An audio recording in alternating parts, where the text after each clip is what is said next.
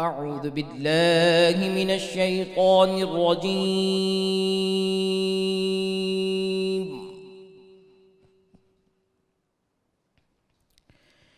بسم الله الرحمن الرحيم.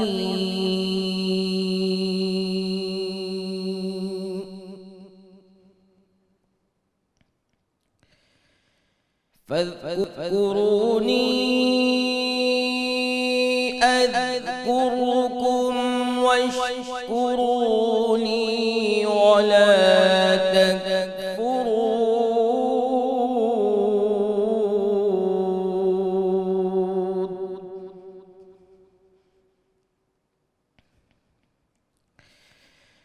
يا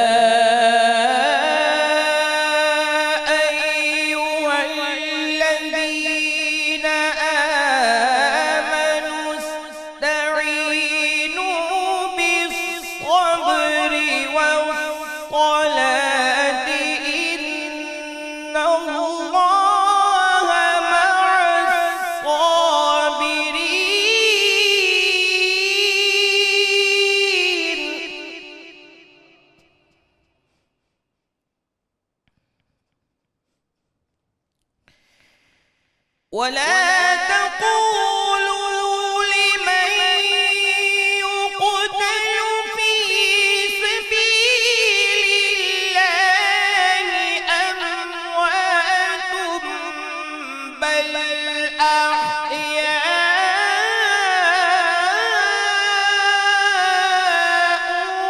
ولكن لا تشعرون.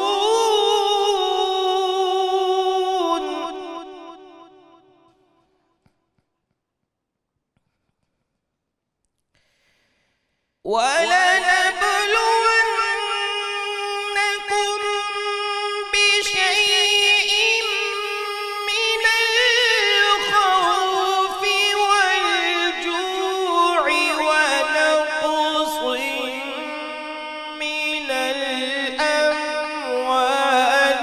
والأنفس والثمرات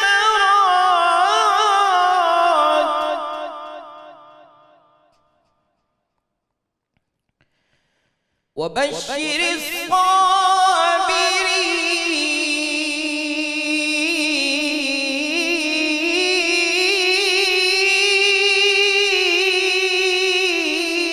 الصابرين.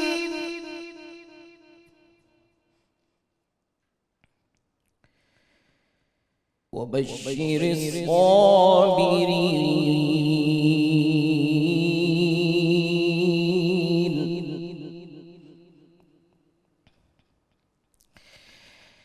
الذين إذا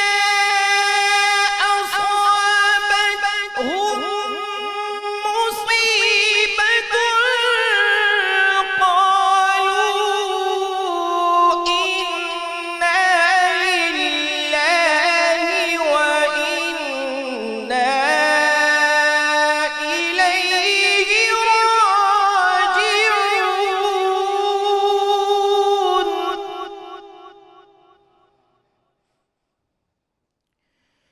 أولئك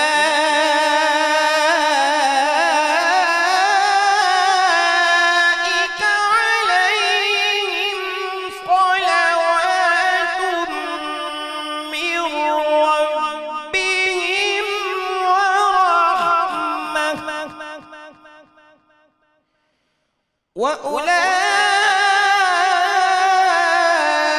وأولئك هم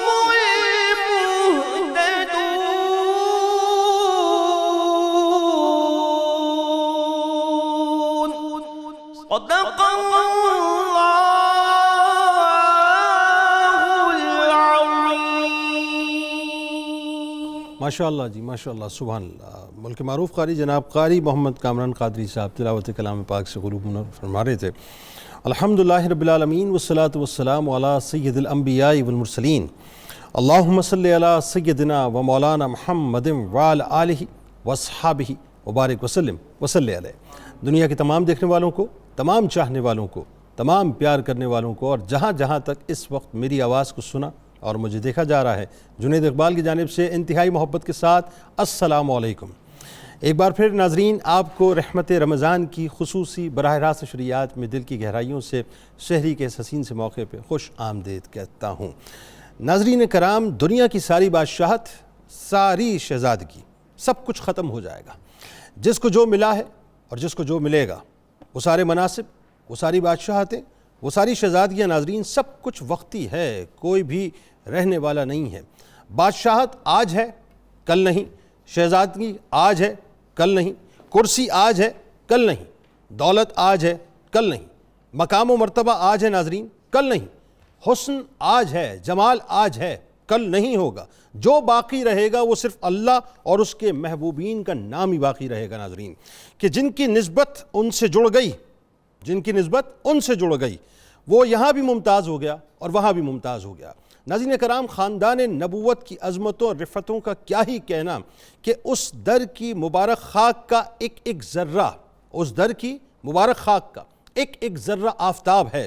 اس گھر کا کیا ہی کہنا ناظرین، جس گھر کے شہزادے اور شہزادیاں بھی جنت کے پھول اور کلیاں ہیں، جن کے قبیلے سے بڑھ کر کوئی قبیلہ نہیں ہے، جن کے خاندان سے بڑھ کر کوئی خاندان نہیں ہے، جن کی نسبتوں سے بڑھ کر کسی کی نسبت نہیں ہے، یعنی قدسی جن کے گھر کے خادم بنے اور جن کی در کی حاضری کو شرف سمجھے ناظرین، ان کا مقام اور مرتبہ کیا ہوگا، کہ جن کے نورانی گھر کو عرش والے بھی حسرت کی نگاہ سے دیکھتے ہیں اور فرش والے بھی جن کی توقیر پر اپنے سروں کو ادب سے جھکاتے ہیں، جن کے در سے ناظرین کائنات میں صدقے بٹتے ہیں، جن کے وسیلے سے ہم گناہگاروں کے اعمال سجتے ہیں، جو مسکرائیں تو گلشن میں بہاریں آ جائیں اور جو غمگین ہو تو عرش پر بھی اداسی چھا جائے، جن کے لیے ناظرین دنیا بسی ہے اور جنتیں سجی ہیں، یعنی کائنات کے انہی شہزادوں اور انہی شہزادیوں کی حسین ترین جھرمٹ میں سرور دو جہاں صلی اللہ علیہ وآلہ وسلم کی ایک شہزادی سیدہ رقیہ سلام اللہ علیہا بھی موجود ہیں، جو شہزادیوں کی شہزادی ہیں ناظرین۔ یعنی ہمارے ہاں یہ معروف ہے اور آپ جانتے ہیں کہ بیٹا اللہ کی نعمت ہوا کرتا ہے اور ہر بیٹی اپنے باپ کے لیے رب کی طرف سے ایک رحمت ہوا کرتی ہے، لیکن رسول کریم صلی اللہ علیہ وآلہ وسلم کی ذات مقدس ناظرین جو تمام عالمین کے لیے سراپا رحمت ہیں، کہ وما ارسلناک الا رحمتا للعالمین، کہ آپ کو تمام جہانوں کے لیے اللہ تعالیٰ نے رحمت بنا کر بھیجا، تو آپ کے لیے آپ کی شہزادیاں کتنی بلند اللہ کی طرف سے رحمت ہوں گی، یہ تو یقیناً عظمت والا رب ہی جانتا ہے۔ کہ آج ناظرین اس پاک ہستی کا تذکرہ ہے جو دختر رسول صلی اللہ علیہ وآلہ وسلم ہیں، اس کائنات کے ذرے ذرے جن کی قدموں کی دھول ہیں، جو وجہ وجود کائنات کی شہزادی ہیں اور جو سیرت و کردار میں انتہائی انتہائی انتہائی سادہ ہیں۔ صورت بھی ناظرین اللہ نے ان کو خوب عطا فرمائی، جرت و بہادری بھی آپ نے خوب ہی پائی، کہ حضرت رقیہ سلام اللہ علیہا وہ ہستی ہیں جنہوں نے کائنات کے تاجدار احمد مختار سرکار مدینہ سرور قلب و سینہ کی مبارک گود میں تربیت کا انتہائی عظیم شرف حاصل کیا۔ یہ وہ ہستی ہیں ناظرین جن کو محسنہ اسلام، اسلام کی خاتون اول طیبہ طاہرہ حضرت خدیجہ الکبریٰ سلام اللہ علیہا کی مبارک مامتا کا سایہ ملا، یعنی ناظرین جن کو ماں کی صورت میں وہ عظیم المرتبت ماں ملی ہو، جو امت کی ماں ہو، یعنی مومنین کی ماں ہو، تو پھر ان کا مقام اور مرتبہ کیا ہی کہیے، کہ جب نبی کریم صلی اللہ علیہ وآلہ وسلم نے اظہار نبوت فرمایا تو آپ صلی اللہ علیہ وآلہ وسلم کی تمام صاحبزادیاں، تمام شہزادیاں اپنی والدہ محترمہ سیدہ خدیجہ الکبریٰ سلام اللہ علیہا کے ساتھ مشرف با اسلام ہوئیں، یعنی اس اعتبار سے سیدہ رقیہ سلام اللہ علیہا خواتین کی اس پہلی صف میں موجود ہیں ناظرین جو السابقون الاولون کا تاج پہنی ہوئی ہیں۔ ناظرین کرام، یہ وہ ہستی ہیں جن کی آنکھیں اس مبارک حجرے میں کھلیں، جن کی آنکھیں اس مبارک حجرے میں کھلیں جہاں فرشتوں کی صبح و شام آمد ہوتی تھی۔ یہ وہ ہستی ہیں ناظرین جن کا بچپن اس حجرے میں گزرا جو کائنات کا سب سے عظیم ترین حجرہ ہے، اور یہ وہ ہستی ہیں ناظرین جن کی مسکراہٹیں ان کی مسکراہٹوں کا سبب بنی، جن کی مسکراہٹیں ان کی مسکراہٹوں کا سبب بنی جن کے صدقے کائنات کو مسکراہٹیں ملی۔ ناظرین کرام، یہ وہ ہستی ہیں جن کے بچپن، جن کے لڑکپن پر مکے کی فضائیں گواہ ہیں۔ یہ وہ ہستی ہیں جنہوں نے اپنے بابا جان کے ساتھ بے انتہا دکھ اور بے انتہا تکالیف سہیں۔ یہ وہ ہستی ہیں جن پر قریش کی خواتین رشک کیا کرتی تھیں، یعنی سیدہ رقیہ سلام اللہ علیہ۔ ناظرین، اللہ تعالیٰ نے آپ کو وہ مقام عطا کیا کہ سارے عرب کی عورتیں آپ کے بخت پر، آپ کے نصیبہ پر رشک کیا کرتی تھیں اور آپ کو رشک کی نگاہ سے دیکھا کرتی تھیں۔ سیدہ رقیہ سلام اللہ علیہ وہ شہزادی ہیں جن کا نکاح، ناظرین نکاح کا فیصلہ جبرائیل امین آسمانوں سے لے کر اترے۔ یہ وہ ہستی ہیں جن کو دنیا کے سب سے بہترین جوڑ کا شرف ملا۔ ناظرین، یہ وہ ہستی ہیں جن کو اس ہستی کی زوجیت کا شرف ملا جن کو شرم و حیا سے فرشتے بھی حیا کے طور پہ دیکھا کرتے تھے۔ یہ وہ ہستی ہیں ناظرین جن کا ساتھی کوئی اور نہیں ہے، جن کا مصائب کوئی اور نہیں بلکہ خود اللہ تبارک و تعالیٰ بنا۔ یعنی وہ ہستی ہیں ناظرین جنہوں نے اپنے بابا جان پر قریش مکہ کے مظالم بھی دیکھے، مظالم بھی سہے، آپ نے ہجرتیں بھی کی۔ یعنی یہ وہ ہستی ہیں جن کو ذات الہجرتین ہونے کا شرف بھی عطا ہوا۔ یہ وہ ہستی ہیں ناظرین جنہوں نے اللہ کی راہ میں سب سے پہلے ہجرت فرمائی۔ بس یہ وہ ہستی ہیں ناظرین کہ جو سرکار دو عالم صلی اللہ علیہ وآلہ وسلم کی نور نظر ہیں، کہ جن کی محبت دنیا میں بھی ہمارا سرمایہ ہے اور آخرت میں بھی ہمارے لیے شفاعت کا اشارہ ہے۔ آئیے آغاز کرتے ہیں۔ ہمارے ساتھ جو شخصیات موجود ہیں وہ یقیناً کسی بھی تعارف کی محتاج نہیں۔ پہلی شخصیت ممتاز عالم دین ہمارے بزرگ ہیں جناب پروفیسر محمد سعید احمد خان صاحب موجود ہیں۔ دوسری شخصیت ممتاز عالم دین محترم جناب ڈاکٹر شبیر احمد جامی صاحب موجود ہیں، اور تیسری شخصیت ممتاز عالم دین جناب ڈاکٹر سید حامد فاروق بخاری صاحب موجود ہیں۔ تینوں احباب کو السلام علیکم اور خوش آمدید۔ اور میرے دائیں جانب آپ کے ہم سب کے بہت پسندیدہ پرنس آف قوالی کہا جائے تو غلط نہ ہوگا، شیر میاداد خان صاحب اپنے ساتھیوں کے ساتھ موجود ہیں۔ آپ کو بھی خوش آمدید اور السلام علیکم۔ بہت شکریہ، السلام علیکم۔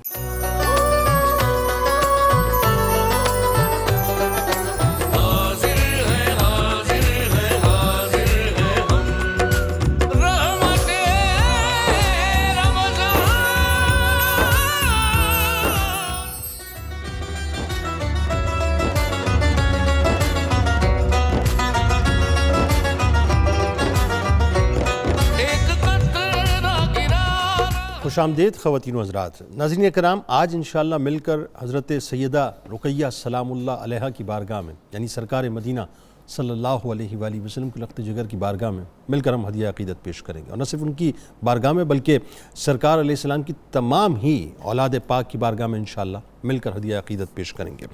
اچھا، اس سے قبل کہ میں گفتگو کا آغاز ظاہر اپنے محترم مہمانان سے کرواؤں ناظرین، ایک بات میرے ذہن میں آتی ہے اور وہ یہ کہ کیوں نہ ہم آغاز یہاں سے کریں کہ ظاہر ہے چونکہ آج بیٹی پہ بات ہوگی، آج بلکہ یوں کہیے کہ آج شہزادیوں پر بات ہوگی، آج شہزادوں پر بات ہوگی انشاءاللہ۔ کائنات کے جو سب سے عظیم ترین شہزادے ہیں یا سب سے عظیم ترین شہزادیاں، ان پہ بات ہوگی۔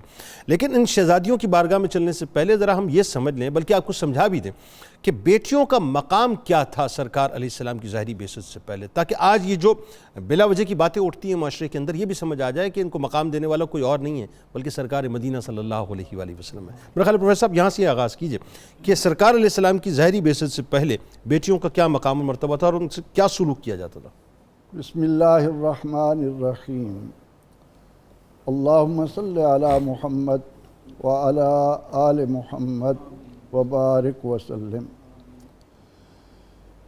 محترم جنید اقبال صاحب، بڑا ہی خوبصورت ذکر آپ نے چھیڑا، اور میں سمجھتا ہوں کہ آج ان رحمت اور مغفرت کے جھرمٹ میں جب یہ پیارے نام ہماری زبان پر آتے ہیں، یہ مقدس ذکر ہماری زبانوں سے نکلتا ہے، ہمارے کانوں میں پڑتا ہے، تو یقینی طور پر ہمارے روزوں کا اجر و ثواب بھی کئی دو چند ہو جاتا ہے۔ سبحان۔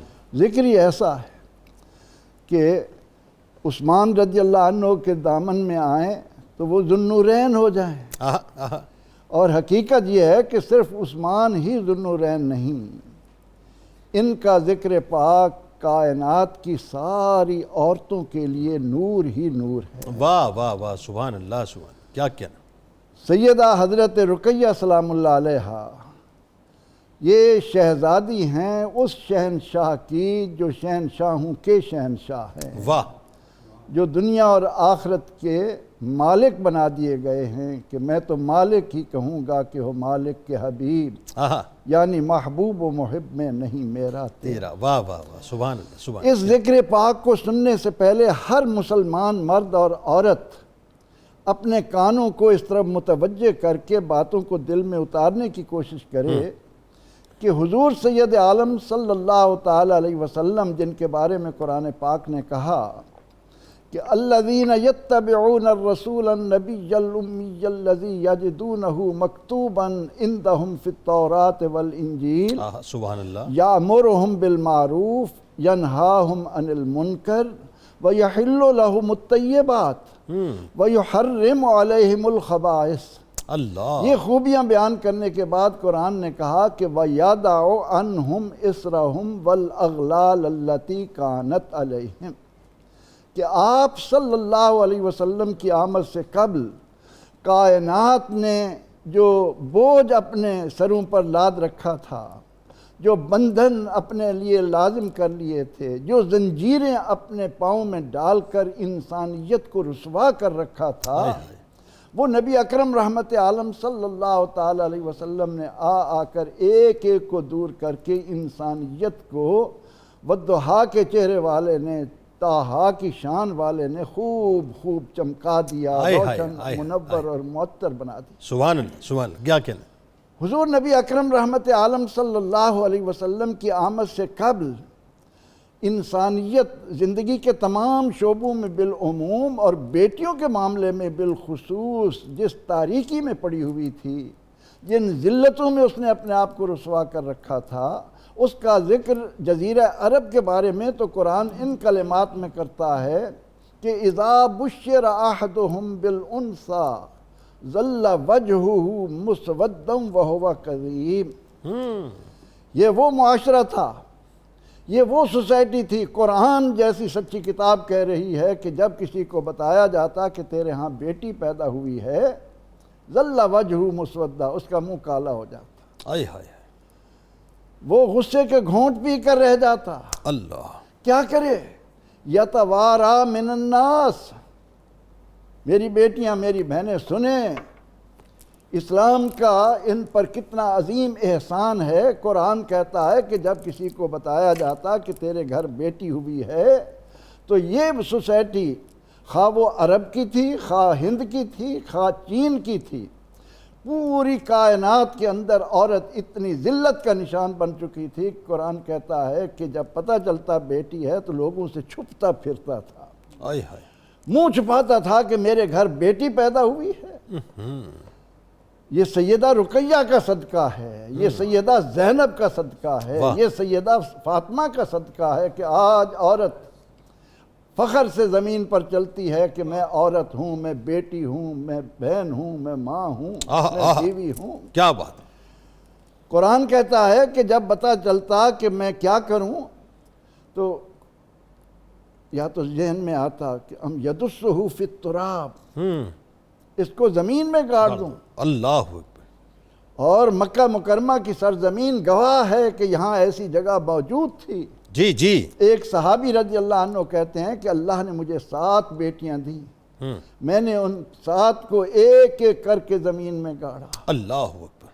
ایک اور صحابی ایمان لانے کے بعد اپنی اس عورت کے ضمن میں جو تاریکی تھی، ذلتیں تھیں، ان کو بیان کرتے ہوئے کہتے ہیں کہ یا رسول اللہ صلی اللہ علیہ وسلم، جب میرے ہاں بیٹی ہوئی اور وہ اس قابل ہوئی، چلنے پھرنے لگی، اور میں اس کو لے کر گیا، میں اس کے لیے گڑھا کھود رہا تھا۔ اللہ! گڑھا کھودتے ہوئے جب مٹی میرے کپڑوں پر پڑتی تو وہ معصومہ، وہ انتہائی معصوم اور اپنے ننھے ہاتھوں سے جھاڑتی، اپنے ننھے ہاتھوں سے میری اس مٹی کو جھاڑتی اور معصوم زبان سے کہتی، بیٹا ابا جان مجھے مت گاڑیے، میں آپ سے روٹی نہیں مانگوں گی، میں آپ سے کپڑا نہیں مانگوں گی۔ اللہ اکبر! اللہ! وہ عورت سیدہ رقیہ سلام اللہ علیہا کے صدقے میں سنیں کہ ورثے میں تقسیم ہو رہی تھی، ایسے ہی ایسے ہی ایسے ہی، ایسے ہی اس کو باعث آر سمجھ کر، بوجھ سمجھ کر دفنایا جا رہا تھا. بلکہ ایک صحابی تھے، نام میرے ذہن سے نکل رہا ہے، جنہوں نے شاید 364 یا 360 بچیوں کو کو لے کر پالا. پالا. سیدنا حضرت عبد المطلب کا بھی، اس خاندان کا بھی یہ شرف ہے. یہ شرف رہا، بالکل یہ ٹھیک. بھی بچیوں کو بچاتے تھے، مانگ جی. لیتے تھے، ان کی پرورش کرتے تھے. لیکن قرآن کی روح سے ہمیں یہ پتہ چلتا ہے کہ نبی اکرم رحمت عالم صلی اللہ علیہ وسلم کے اس پر نور خانے میں، اس گھر میں آنے والا ایک ایک نور کیا کرنیں بکھیر رہا ہے. اللہ اکبر. قیامت تک آنے والے لوگوں کو بتایا جائے گا کہ عورت کو اگر عظمت ملی ہے تو سیدہ زینب کے صدقے میں ملی واہ، ہے، واہ، سیدہ واہ. رقیہ کے صدقے میں واہ، ملی واہ، ہے، واہ. سیدہ زینب کے، سیدہ فاطمہ زہرا رضی اللہ عنہ، سیدہ ام کلثوم سلام اللہ علیہا. کیا رتبہ ملا کہ آج بیٹی کو وہ عزت مل رہی ہے کہ بیٹی چلتی ہوئی آتی ہے، اللہ کا نبی، نبیوں کا امام کھڑا ہو جاتا اللہ اکبر. بیٹی کے استقبال کے لیے. اللہ اکبر.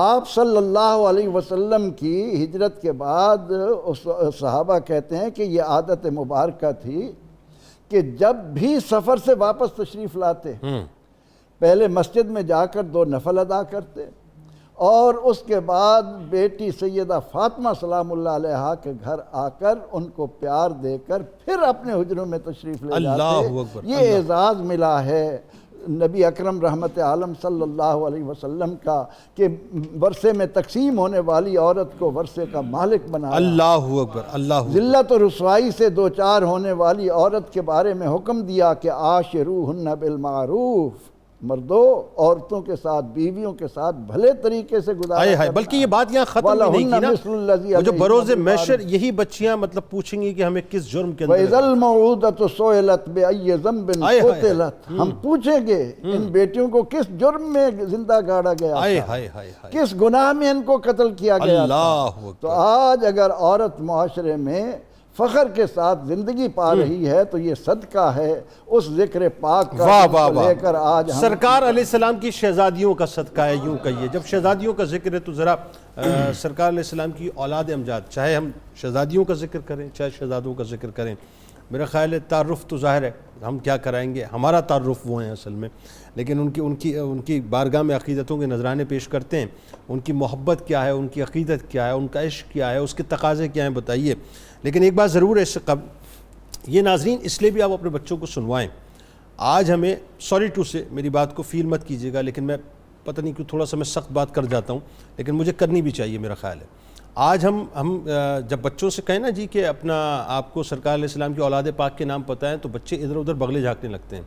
ہاں ان کو کرکٹ ٹیم کا پورا نام پتہ ہوں گے، ان کو فٹ بال ٹیم کے نام پتہ ہوں گے، ان کو معاذ اللہ مطلب مختلف قسم کے آرٹسٹوں کے نام پتہ ہوں گے. یہ بلا تمثیل عرض کر رہا ہوں. نہیں پتہ ہوں گے تو ان کے نہیں ہوں گے کہ جن کا احسان عظیم ہم پہ یہاں بھی اور وہاں بھی ہے. ذرا بتائیے تفصیل.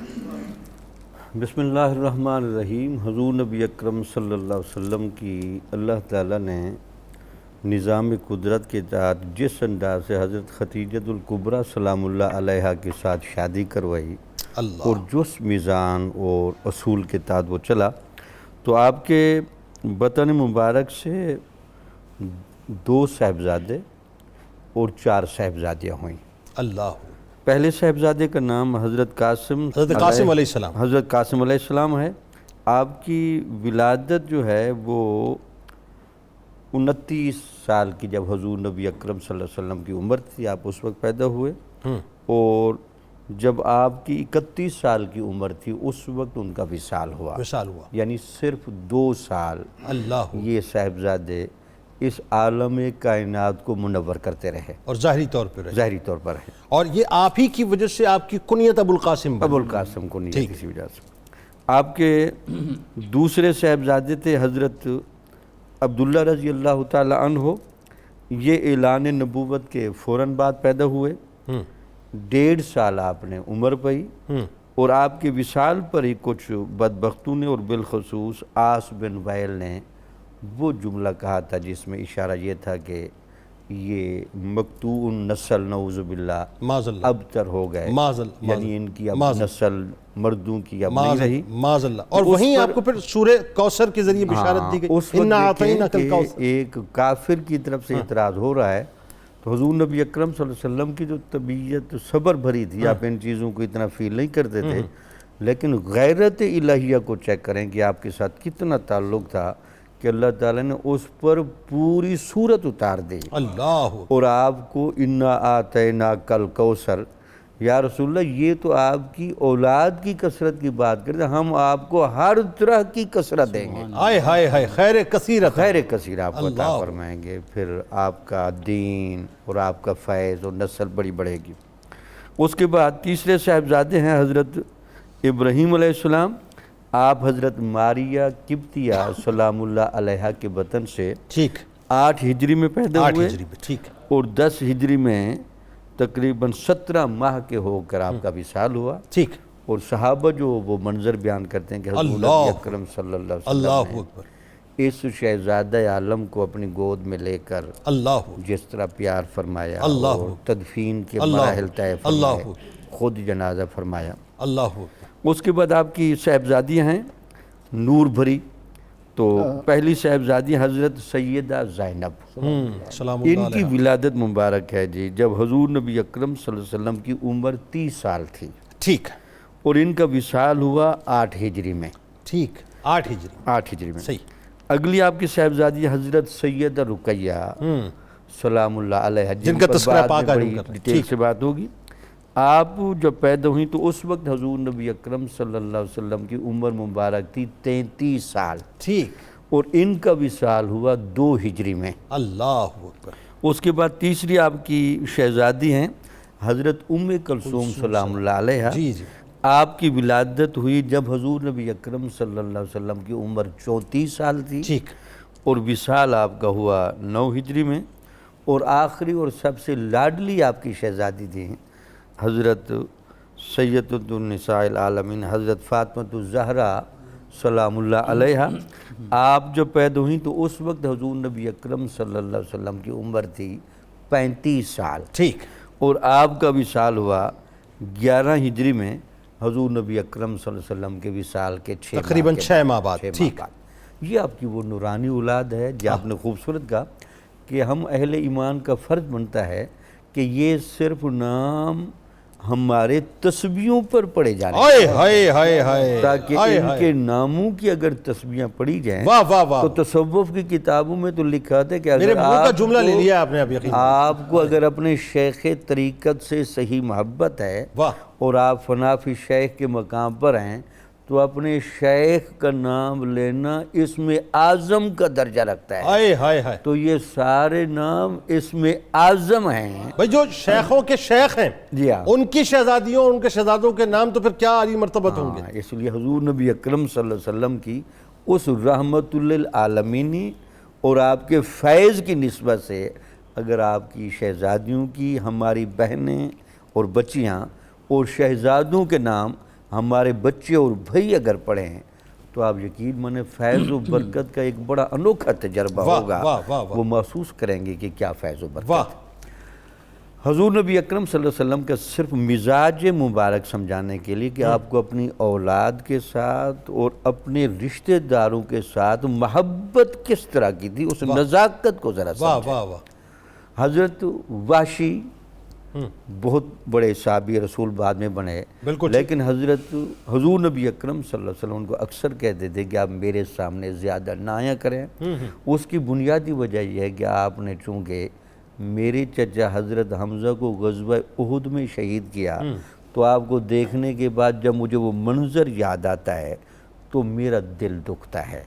حالانکہ ان کو صحابیت بھی دی، اللہ معاف بھی کیا، لیکن اپنے خاندان والوں کے ساتھ رشتہ داروں کے ساتھ آپ کا تعلق غیرت بڑا اور مقام اور محبت مرتبہ بھرا بھی اتنا کیا ہے۔ دیا کہ مسلمہ کذاب بھی آپ ہی نے ان کے ہاتھوں واصل شہید جہنم ہوئے، کیا، حضرت واشی رضی ان اللہ کے تعالیٰ ہاتھوں عنہ۔ شہید ہوئے۔ اللہ اکبر، کہنے کا مقصد یہ کہ حضور نبی اکرم صلی اللہ علیہ وسلم کی یہ جو اولاد مبارک ہے، آپ کے رشتہ دار ہیں، ان کے ساتھ محبت و حقیقت اتنی رکھی ہے کہ گویا کہ جس طرح ہم کہتے ہیں نا 100 بار قربان ہو جائیے، آئے ہائے ہائے۔ پھر جا کر کہیں آپ کو وہ فیض و برکت محسوس ہوگا۔ اچھا یہ ڈاکٹر صاحب یہ میں آپ کو بتاؤں یہ ایک نیچرل فینومینا بھی ہے، بلا تمثیل میں عرض کروں کہ میں آپ سے محبت کا اظہار کروں ٹھیک ہے، اور آپ کی اولاد میرے سامنے آئے جو کہ کمپیریزن، مطلب میں اپنی بات کروں کہ میں اگر کوئی مجھ سے محبت کرے، میں آپ کی کیا مثال، اپنی مثال دوں کہ مجھ سے کوئی محبت کرے اور بلا تمثیل، مطلب میری تو کوئی اوقات ہی نہیں ہے نا، لیکن اگر وہ میری اولاد سے پیار نہ کرے تو پھر مجھے اس سے کیا پیار ہوگا؟ ہم سرکار علیہ السلام سے محبت کا دعویٰ کریں اور سرکار علیہ السلام کی اولاد سے اس طرح سے محبت نہ کریں جس طرح کرنے کا حق ہے، تو پھر کیا رہے گا ہمارے پاس؟ ٹھیک ہے. اب دیکھ رہے اس محبت کے جذبات بھرے واقعات تو بعد میں آئیں گے کہ آپ کے شہزادے یا شہزادیاں جب وصال کر جاتی تھیں اس وقت حضور نبی اکرم صلی اللہ علیہ وسلم کو کتنی محبت ہوتی تھی. اللہ آپ ان کی قبروں پر جاتے تھے، وہاں بیٹھتے تھے، دعائیں دیتے تھے. وہ رنگ. اس کے علاوہ حضور نبی اکرم صلی اللہ علیہ وسلم کی سیرت و کردار میں اگر یہ دیکھیں، اولاد کے ساتھ محبت کرنا اور گھر کے ماحول میں ان کی تربیت کا اہتمام کرنا، اس کے بہت وافر نمونے ملتے ہیں. بلکہ سرکار علیہ السلام کا تو کیٹیگوریکل جملہ ہے نا کہ تمہارے درمیان دو چیزیں چھوڑے جا رہا ہوں نا، ایک قرآن پاک اور دوسری میری اطرت. بلکہ سرکار علیہ السلام نے تو محبت کے لیے فرمایا کیٹیگوریکل کہ میری اطرت سے محبت کرو. ڈاکٹر صاحب آپ کی طرف آتے ہیں، ذرا موضوع کو کھولیے اور ذرا یہ بتائیے کہ سیدہ رقیہ سلام اللہ علیہا، آپ کی ولادت پاک، آپ کی تربیت، اور تربیت بھی اس حجرے میں جو کائنات کا سب سے عظیم ترین حجرہ ہے، اور پھر ظاہر ہے جو آپ کے نکاح کا منظرنامہ ہے، بیان کیجیے ذرا. بسم اللہ الرحمن الرحیم. جنید بھائی، اللہ رب العزت آپ کو اجر عطا فرمائے. جتنا خوبصورت آپ نے انٹرو دیا اور جس جملے تک آپ بات کو لے آئے ہیں، اور یقیناً یہ 92 نیوز کا استحقاق ہے کہ اللہ رب العزت ان پہ بھی رحمتیں نازل فرمائے کہ نبی اکرم علیہ تحیت و ثنا کی کوئی بھی نسبت ہو تو اس کا تذکرہ یہاں ہوتا ہے. یہ یقیناً اللہ رب العزت کی عطا کردہ سعادت سے ہے. آمین. آپ نے جس حدیث مبارکہ کی طرف اشارہ کیا اس میں میرے آقا نے فرمایا انی تارک فیکم الثقلین، کہ میں تم میں دو چیزیں چھوڑ کے جا رہا ہوں، ایک کتاب اللہ یعنی قرآن، اور دوسری میری اطرت ہے. اس کا مطلب یہ ہوا کتاب اللہ بھی رسول اللہ کی امانت ہے اور اطرت رسول بھی آپ کی امانت ہے. تو آج ہم اس امانت کا حق ادا کر رہے ہیں کہ آپ کا تذکرہ ہو رہا ہے. بس حق کیا ادا کریں گے، یوں کہیے حصہ ڈال رہے ہیں. جو میرے آقا صلی اللہ علیہ وسلم نے ہم سے توقع کی، ہم آپ کی بارگاہ میں عاجزانہ پیش کر رہے ہیں. دوسرا میرے آقا صلی اللہ علیہ وسلم نے ارشاد فرمایا ادبوا اولادکم علی ثلاث خصال، کہ اپنی اولاد کی تربیت تین چیزوں پہ کرو، نبی کی محبت اور اہل بیت کی محبت اور قرآن کی تلاوت. اور حضرت زینب کا ذکر ہو تو اہل بیت کا تذکرہ ہے، رقیہ کا ذکر ہو تو اہل بیت کا تذکرہ ہے، ام کلثوم کا ذکر ہو تو اہل بیت کا تذکرہ ہے، جناب زہرا کا ذکر ہو تو اہل بیت کا تذکرہ ہے، اور حضرت خدیجہ کا تذکرہ ہو تو اہل بیت کا تذکرہ ہے، عائشہ کا تذکرہ ہے تو اہل بیت کا تذکرہ ہے. تو یہ اہل بیت ہیں. ان سب کی محبت جب تک ہم اپنی اولادوں کو نہیں سکھائیں گے، ان تک یہ تربیت ہم منتقل نہیں کریں گے، اور انہیں پتہ نہیں چلے گا کہ ہم نے اس محبت کی گٹی لے کے جوان بنا ہے. جب یہ محبت کی گٹی لے کے میرے آقا صلی اللہ علیہ وسلم لعب دہن سے نے گٹی عطا فرماتے تھے، اور آج ہماری یہ ذمہ داری ہے کہ اپنی اولادوں کو ان کی محبت سکھائیں. یہی محبت ہے. دیکھیے نا اس حدیث مبارکہ میں تسلسل کیا ہے، نبی کی محبت، اہل بیت کی محبت، پھر قرآن کی محبت. مطلب میرے رسول صلی اللہ علیہ وسلم نے اشارہ فرمایا جسے نبی کی محبت مل گئی، جسے اہل بیت کی محبت مل گئی، میرا رب اسے قرآن کی محبت خود عطا فرما دے گا. لہذا قرآن کی محبت پہلے نہیں، قرآن کی محبت میرا رب اجر میں عطا فرما دے گا. اور ان کی محبت یہ لازم ہے، قل لا اسألکم علیہ اجرا الا المودۃ فی القربى، یہ تو اجر رسالت ہے. میرے آقا صلی اللہ علیہ وسلم نے کچھ نہیں مانگا، آپ نے ارشاد فرمایا ان سے محبت کیا کرو. پوچھا گیا کن سے؟ آپ نے فرمایا میری اہل بیت. ایک بات مجھے بتائیے، ترتیب حدیث میں کیا ہے؟ حب نبیکم وحب اہل بیتہ وقراءۃ القرآن. اب ایک جملہ اگر مجھے اجازت دیں تو میں عرض کر دوں کہ یہ ترتیب یوں کیوں رکھی بھائی کہ پہلے نبی نے اپنا بتایا، بیچ میں اہل بیت کو رکھا، پھر قرآن کو بتایا. اس کا مطلب یہ ہے کہ جو بیچ میں اہل بیت کی محبت کو اٹھا لے گا، یہاں اسے قرآن بھی مل جائے گا یا نبی بھی مل جائیں گے. سبحان اللہ، سبحان اللہ، سبحان اللہ. اور جو اس سے محروم ہو گیا وہ دونوں سے محروم ہو جائے گا. نبی صاحب قرآن کی محبت سے بھی گیا اور قرآن کی محبت سے بھی گیا، تو ان سے محبت کرنی ہوگی. جو آپ نے ارشاد فرمایا جناب سیدہ رقیہ سلام اللہ علیہا کے حوالے سے، اور حضرت نے اشارہ فرما دیا کہ وہ رسول اکرم صلی اللہ علیہ وسلم کی مجموعی طور پہ تیسری اولاد ہیں، اور حضرت زینب کے بعد بیٹیوں میں وہ دوسری ہیں. حضرت زینب بڑی ہیں، اور ان کے 3 سال بعد 33 عام الفیل بنتا ہے. یعنی عام الفیل وہ سال ہے جب ابرہہ کا لشکر لے کے آیا، اس نے 17 محرم کو حملہ کیا. اس سے 55 دن بعد 12 ربیع الاول کو میرے آقا صلی اللہ علیہ وسلم کا ظہور ہوا، آپ تشریف لائے. تو اس سے 33 سال بعد جب رسول اکرم کی عمر 33 سال ہو گئی تو جناب رقیہ آپ کے گھر میں تشریف لے آئیں. تو جناب رقیہ بعثت سے 7 سال پہلے، اور آپ کی عمر 33 سال سے جب وہ آئی. اگر ہم ان کی تربیت دیکھتے ہیں تو ان کی تربیت رسول اکرم نے فرمائی ہے، اور ان کی والدہ محترمہ جناب خدیجۃ الکبریٰ سلام اللہ علیہا نے فرمائی ہے. اور خدیجۃ الکبریٰ کیسی تربیت کرتی تھی؟ وہ ایسی تربیت ہے کہ جناب زہرا پاک نے ایک مرتبہ پوچھا کہ اماں حضور یہ بتائیے سجدہ کرنے سے کیا ملتا ہے؟ تو ارشاد فرمایا سجدہ کرنے سے قیامت والے دن رب کا دیدار نصیب ہوتا ہے۔ اب طاہرہ نے پھر ایسے سجدے کیے، جناب رقیہ نے سجدے کیے، جناب ام کلثوم نے کیے، جناب زینب نے کیے۔ اور ایک جملہ یہ کہنا چاہتا ہوں، خدیجہ نے فاطمہ کو بیٹی بنا کے پالا تھا اور علی کو بیٹا بنا کے پالا تھا۔ اب علی نے بھی سجدے کی وہ جو لذت حاصل کی تھی اسی گھر سے حاصل کی تھی۔ وہ کہتے ہیں اس وقت تک دوسرا سجدہ نہیں کرتا جب تک وہ دیدار نہیں عطا فرما دیتا۔ تو جب تربیت معلم کائنات فرما رہے ہو، رسول کائنات تاجدار ختم نبوت نے فرمائی ہے، اور جناب خدیجۃ الکبریٰ، آج ہم ذکر کرتے ہیں نا، کسی بھی ریاست کا جو سب سے بڑا عہدیدار ہوتا ہے اس کی زوجہ کو ہم خاتون اول کہتے ہیں۔ یہ اسلام کی خاتون اول ہیں ہر اعتبار سے، عہدے کے اعتبار سے، منصب کے اعتبار سے، ایمان کے اعتبار سے، مال قربان کرنے کے اعتبار سے، اسلام قبول کرنے کے اعتبار سے۔ اور آپ کے قبول اسلام، جناب رقیہ کا قبول اسلام بھی اسی دن ہوا ہے جس دن جناب خدیجۃ الکبریٰ نے ظاہری طور پہ کلمہ پڑھا۔ جنید بھائی، ویسے 40 سال عمر تھی رسول اکرم کی جب آپ نے اعلان نبوت فرمایا ہے، خدیجۃ الکبریٰ نے زبان سے کلمہ اس دن پڑھا ہے جب آقا پہلی وحی لے کر آئے تھے۔ آپ نے عمل سے کلمہ 15 سال پہلے ہی پڑھ لیا تھا جب میرے رسول کی عمر صرف 25 سال تھی۔ نکاح ہو گیا نا، تو نکاح کو عمومی طور پہ ہم کلمہ پڑھنے کے معنی میں لیتے ہیں۔ تو اس دن ہی رسول اللہ کی صداقت سے متاثر ہو کے، آپ کی امانت سے متاثر ہو کے، آپ کے اخلاق سے متاثر ہو کے انہوں نے کلمہ پڑھا تھا اور پیغام نکاح بھیجا تھا۔ بلکہ یوں کہیے کہ آپ کی عشق کی باتیں، آپ کی کردار کی باتیں سماعتوں میں آئی تھیں، اسی وقت دل میں اتر گئی تھی، کلمہ تو اسی وقت دل میں اتر گیا۔ بالکل ایسے ہاں، عمل سے ہو گیا نا، پھر زبان رہ گئی تھی۔ تو آپ نے وہ 40 سال کی عمر جب اعلان نبوت ہوا تو پڑھا، تو یہ جملہ سیرت نگاروں نے لکھا جناب رقیہ کے حوالے سے، وَأَسْلَمَتْ حین اسلمت امہا خدیجہ بنت خویلد، جس دن جناب خدیجۃ الکبریٰ نے کلمہ پڑھا، آپ کی ساری بیٹیوں نے زبان سے اسی دن کلمہ پڑھ لیا تھا۔ ساری ازواج، ساری بیٹیوں نے رسول اکرم کی، اور آپ صلی اللہ علیہ وسلم کے سارے گھر میں جتنے لوگ اس وقت موجود تھے انہوں نے زبان سے کلمہ پڑھ لیا۔ پھر آپ نے نکاح کی بات کی ہے، تو جناب سیدنا عثمان سے جو نکاح ہوا آپ نے انٹرو میں اس کا تذکرہ کر دیا۔ وحی آئی تھی، اللہ کا حکم آیا تھا، جبریل آئے تھے۔ اس میں 2 روایات ملتی ہیں۔ ایک جناب عبداللہ بن عباس روایت نقل کرتے ہیں کہ رسول اکرم صلی اللہ علیہ وسلم نے ارشاد فرمایا کہ میں نے عثمان اور رقیہ کا نکاح اپنی مرضی سے نہیں کیا، اللہ کی مرضی سے کیا ہے۔ اس کا مطلب یہ ہوا کہ نکاح رسول اکرم صلی اللہ علیہ وسلم کا اپنا ہو یا رسول اکرم صلی اللہ علیہ وسلم کے اولاد میں سے کسی کا ہو، وہ اللہ کے حکم سے ہی ہوتا ہے۔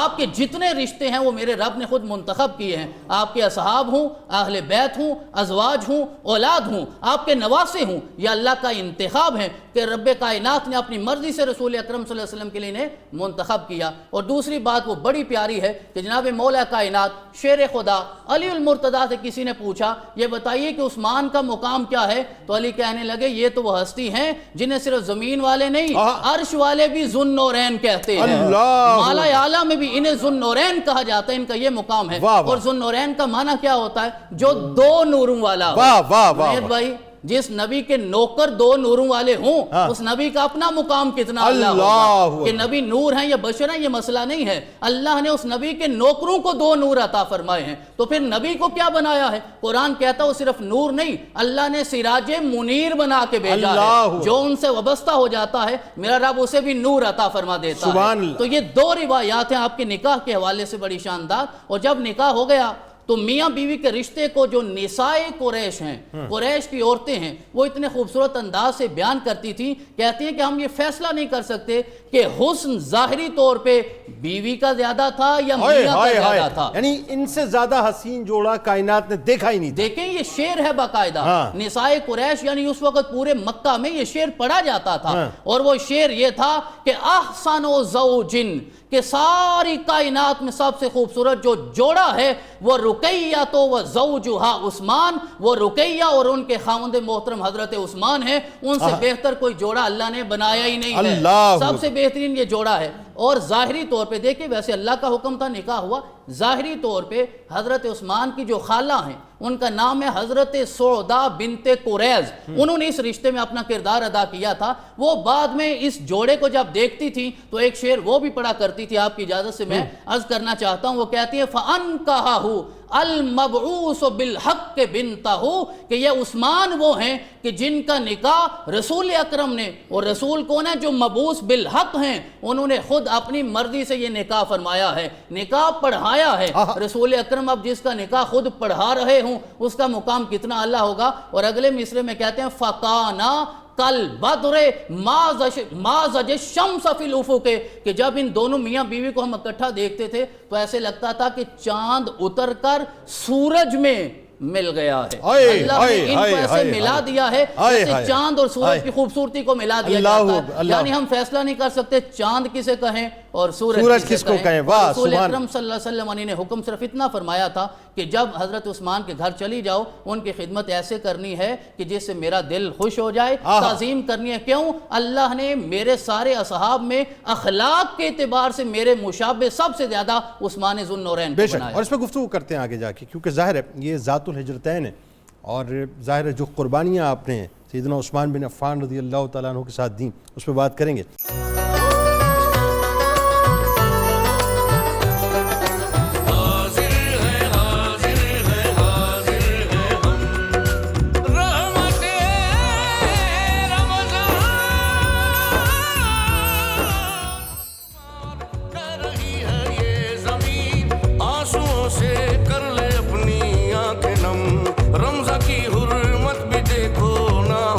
شامزید خواتین و حضرات، سیدہ رقیہ سلام اللہ علیہ کی بارگاہ میں ہدیہ عقیدت پیش کر رہے ہیں، اور سرکار علیہ السلام کی دیگر اولاد امجاد کی بارگاہ میں بھی۔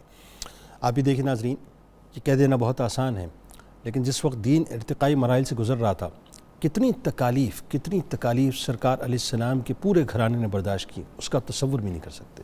مثال کے طور پہ پروفیسر صاحب سے بھی ہم سمجھتے ہیں کہ سیدہ رقیہ سلام اللہ علیہ جو کہ ظاہر ہے ذات الحجرتین ہیں، آپ کی ہجرتوں کے وقت جو تکالیف ہیں، پھر جو کچھ بھی مصائب آپ نے برداشت کیے اس وقت، چونکہ وہ اوائل کا دور تھا، ظاہر ارتقائی مراحل سے اسلام گزر رہا تھا، وہ ذرا بتائیے۔ اللہ رب العزت نے قرآن کریم میں فرمایا کہ ما جاء من رسول الا کانوا بہ یستہزئون، کہ اللہ کا جو بھی رسول آیا وہ ستایا گیا، قوم نے ان کے ساتھ دشمنی کی۔ اب ہم یہاں دیکھتے ہیں کہ نبی اکرم رحمت عالم صلی اللہ تعالی علیہ وسلم کے ساتھ ایمان والے کا تعلق تو یہ ہے کہ ولادت سے لے کر وصال مبارکہ تک جس کسی نے حضور سید عالم صلی اللہ علیہ وسلم سے نسبت رکھنے والی کسی بھی چیز کے بارے میں ذہن میں غلط خیال بھی پیدا کیا، اس کا ایمان برباد ہو گیا۔ اللہ کیوں؟ کہ آپ صلی اللہ علیہ وسلم رسول کب سے ہیں؟ یہ تو میثاق میں مصدق کا لقب اللہ نے آپ کو عطا کر دیا۔ اللہ پھر آپ فرماتے ہیں کنت نبیم و آدم بین الماء والطین، آدم پانی اور مٹی کے درمیان تھے، میں تو اس وقت بھی رسول۔ اللہ اکبر۔ اب نبی اکرم رحمت عالم صلی اللہ علیہ وسلم نے 40 سال بعد اس سوسائٹی میں جس کا ایک ایک فرد آپ صلی اللہ علیہ وسلم کو امین پکار رہا ہے، صادق کہہ رہا ہے، اپنی امانتوں کا امین آپ کو بنا رہا ہے، آپ کے حوالے کر رہا ہے، لیکن جو ہی آپ نے وہاں اس شرک کے ماحول میں توحید باری تعالیٰ کا نعرہ بلند کیا تو ایک ایسا زلزلہ سا آ گیا، ایک ایسا کھڑاک پیدا ہو گیا کہ لوگوں کی اس وقت کی جو اکثریت تھی انہوں نے نبی اکرم رحمت عالم صلی اللہ علیہ وسلم کے خلاف کمر کس لی، اور ساری کی ساری چیز بغض اور عناد پر مبنی تھی، ورنہ وہ جانتے تھے کہ مکہ مکرمہ کی سرزمین پر بلکہ پورے جزیرہ عرب میں آپ جیسا کوئی نہیں۔ آپ کے اعلان نبوت کے بعد آپ پر ایمان لانے والوں، آپ سے تعلق رکھنے والوں کے ساتھ مکہ مکرمہ کی زمین تنگ کر دی گئی، مکمل تنگ کر دی گئی، بالکل ٹھیک۔ اور ایسے ایسے دکھ دیے کہ جنہیں پڑھ کر سن کر آج بھی انسان حیرت میں ڈوب جاتا ہے کہ یہ کتنے عظیم لوگ تھے جنہوں نے اسلام کی یہ نعمت ہم تک پہنچانے کے لیے کن کن دشوار گزاروں سے اپنے آپ کو گزارا ہوگا۔ بہت صحیح، بہت صحیح۔ یہ شہادت گہے الفت میں قدم رکھنا ہے، لوگ آسان سمجھتے ہیں مسلمان۔ اب اس میں انہوں نے نبی اکرم رحمت عالم صلی اللہ علیہ وسلم کو جب اپنی دشمنی کا مرکز بنایا تو پھر اس بات کا بھی کوئی واسطہ نہ رہا کہ آپ سے کس کا تعلق کتنا ہے۔ درست۔ حضور سید عالم صلی اللہ علیہ وسلم نے اپنی یہ شہزادی مکہ مکرمہ میں جس انسان کو دی اس انسان کی حیات طیبہ کا مطالعہ کرنے والا جان سکتا ہے کہ آسمان کے نیچے کامل الحیاء والایمان کی کس منزل پر وہ قائم تھا، اللہ، کس طرح لوگوں کے اندر آسانیاں بانٹنے والے تھے، لوگوں کو سکھ دینے والے تھے، لوگوں کے درد بانٹنے والے تھے، لیکن کسی کو بھی نہیں معاف کیا۔ 5 ہجری میں ایسے حالات پیدا ہوئے کہ نبی اکرم رحمت عالم صلی اللہ علیہ وسلم نے اہل ایمان کو اپنے ایمان کے تحفظ کی خاطر ہجرت کی اجازت دی اور فرمایا کہ تم حبش چلے جاؤ، وہاں پر ایک ایسا انسان حکمران ہے جو انسانیت کا قدردان ہے، انسانیت سے پیار کرنے والا۔ یعنی ظاہری اعلان نبوت کے 5 برس بعد کی بات کر رہے ہیں آپ؟ 5 برس کے بعد، وہ 5 ہجری، وہ ذرا تھوڑا میں کنفیوز ہو رہا تھا۔ 5 نبوت، 5 نبوی، ہجرت تو بعد میں ہوئی، 5 نبوی، وہی 5 نبوی میں۔ تو نبی اکرم رحمت عالم صلی اللہ علیہ وسلم نے جب انہیں حبشہ کی طرف جانے کی اجازت دی، پہلے ایک قافلہ گیا، اس میں بھی یہ گئے، پھر کچھ حالات کو بہتر سن کر واپس آ گئے، لیکن وہاں پر آ کر معلوم ہوا کہ نہیں، مشرکین مکہ کی اذیتیں تو، اور پھر یہاں پر ایک اور بات بھی جی، کہ نبی اکرم رحمت عالم صلی اللہ علیہ وسلم بیٹیوں کے ساتھ پیار کی وجہ سے بیٹی کے دکھ کو محسوس کرتے تھے، ہائے ہائے ہائے، اور آپ نے اپنے اس عمل سے قیامت تک آنے والے لوگوں کو بتایا کہ یہ بیٹیاں اللہ تعالیٰ کی وہ امانت ہیں جو تم سے تمہارے پیار کی طلبگار۔ بے شک۔ اب حضرت عثمان رضی اللہ عنہ گئے اپنے زوجہ مطہرہ کے ساتھ، اور نبی اکرم رحمت عالم صلی اللہ علیہ وسلم نے اس موقع پر بھی اس جوڑے کو ایک اعزاز بھی عطا کیا۔ واہ، فرمایا کہ انہما اول من ہاجرا بعد ابراہیم ولوط۔ حضرت ابراہیم، حضرت ابراہیم اور حضرت لوط نے جس طرح اپنی بیوی کے ساتھ ہجرت کی تھی، ان 2 انبیاء کے بعد ہجرت کا یہ شرف جس کو نصیب ہو رہا ہے وہ میری بیٹی رقیہ اور ان کے شوہر حضرت عثمان۔ اللہ، یعنی اس دنیا میں آپ کا جوڑا تیسرا جوڑا ہوا، اور ویسے عرب کے معاشرے میں آپ کا یہ پہلا جوڑا صحابہ کرام جس نے ہجرت کی۔ جی، اب دوسری بار جب ہجرت ہوئی تو بہت دن گزر گئے، اور یہ ہجرت حبشہ کی جانب ہوئی؟ جی، ہجرت حبشہ کی جانب ہوئی۔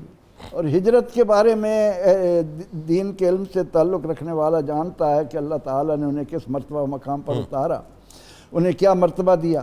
بڑے دن ہو گئے، حضور علیہ الصلوۃ والتسلیم کو ظاہری طور پر خبر نہیں آ رہی، اور آپ بے قرار ہو رہے ہیں کہ میری بیٹی کس حال میں ہے، میرا داماد کس حال میں ہے۔ اللہ تعالیٰ آزماتا ہے۔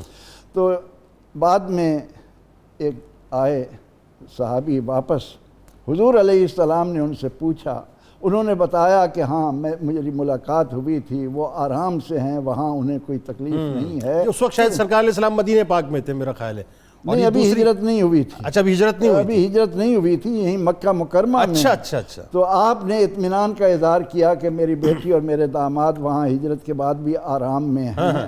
اور اس کے بعد جب واپس آئے اور حضور علیہ الصلوۃ والتسلیم کی ہجرت کا پتہ چلا کہ آپ ہجرت فرمانے والے ہیں، تو حضرت عثمان اور آپ کی بیوی سیدہ حضرت رقیہ سلام اللہ علیہ ہجرت فرما کر مدینہ منورہ تشریف تو آپ نے 2 ہجرتیں پہلے فرمائی؟ 2 ہجرتیں پہلے تھیں، اور یہ تیسری ہجرت۔ وہ جو واقعہ ہے کہ وہ ایک صحابیہ یا صحابی نے جو دیکھا تھا کہ مطلب آپ اونٹ پہ تشریف فرماتی اور حضرت عثمان بن عفان رضی اللہ تعالیٰ انہوں نے آ کر وہ مہار لے کے چل رہے تھے، اور تو وہ مدینہ پاک میں اس وقت سرکار تھے، مدینہ پاک میں اطلاع ملی تھی ان کو وہاں پہ۔ تو یہ ہجرت فرما کر جب مدینہ منورہ پہنچے ہیں تو وہاں حضرت حسان بن ثابت کے بھائی حضرت اوس بن ثابت کے ہاں انہوں نے قیام کیا، اور اس کے بعد پھر مدنی زندگی میں آنے کے بعد بالکل ٹھیک ہے، اسلام کی خدمات۔ بالکل ٹھیک۔ ڈاکٹر صاحب، اب سیدہ رقیہ پاک سلام اللہ علیہا، اب ظاہر ہے جو تکالیف آپ نے برداشت کی کہ 2 مرتبہ آپ حبشہ کی طرف آپ نے ہجرت کی، پھر اس کے بعد مدینہ پاک آپ تشریف لائیں، اور آپ دیکھیے کہ رفاقت بھی بہت طویل آپ کی نہ رہی، اور جو آپ کا پردہ فرمانے کا واقعہ، بلکہ اس سے پہلے آپ کا جو بیماری کا معاملہ ہے، پھر وہ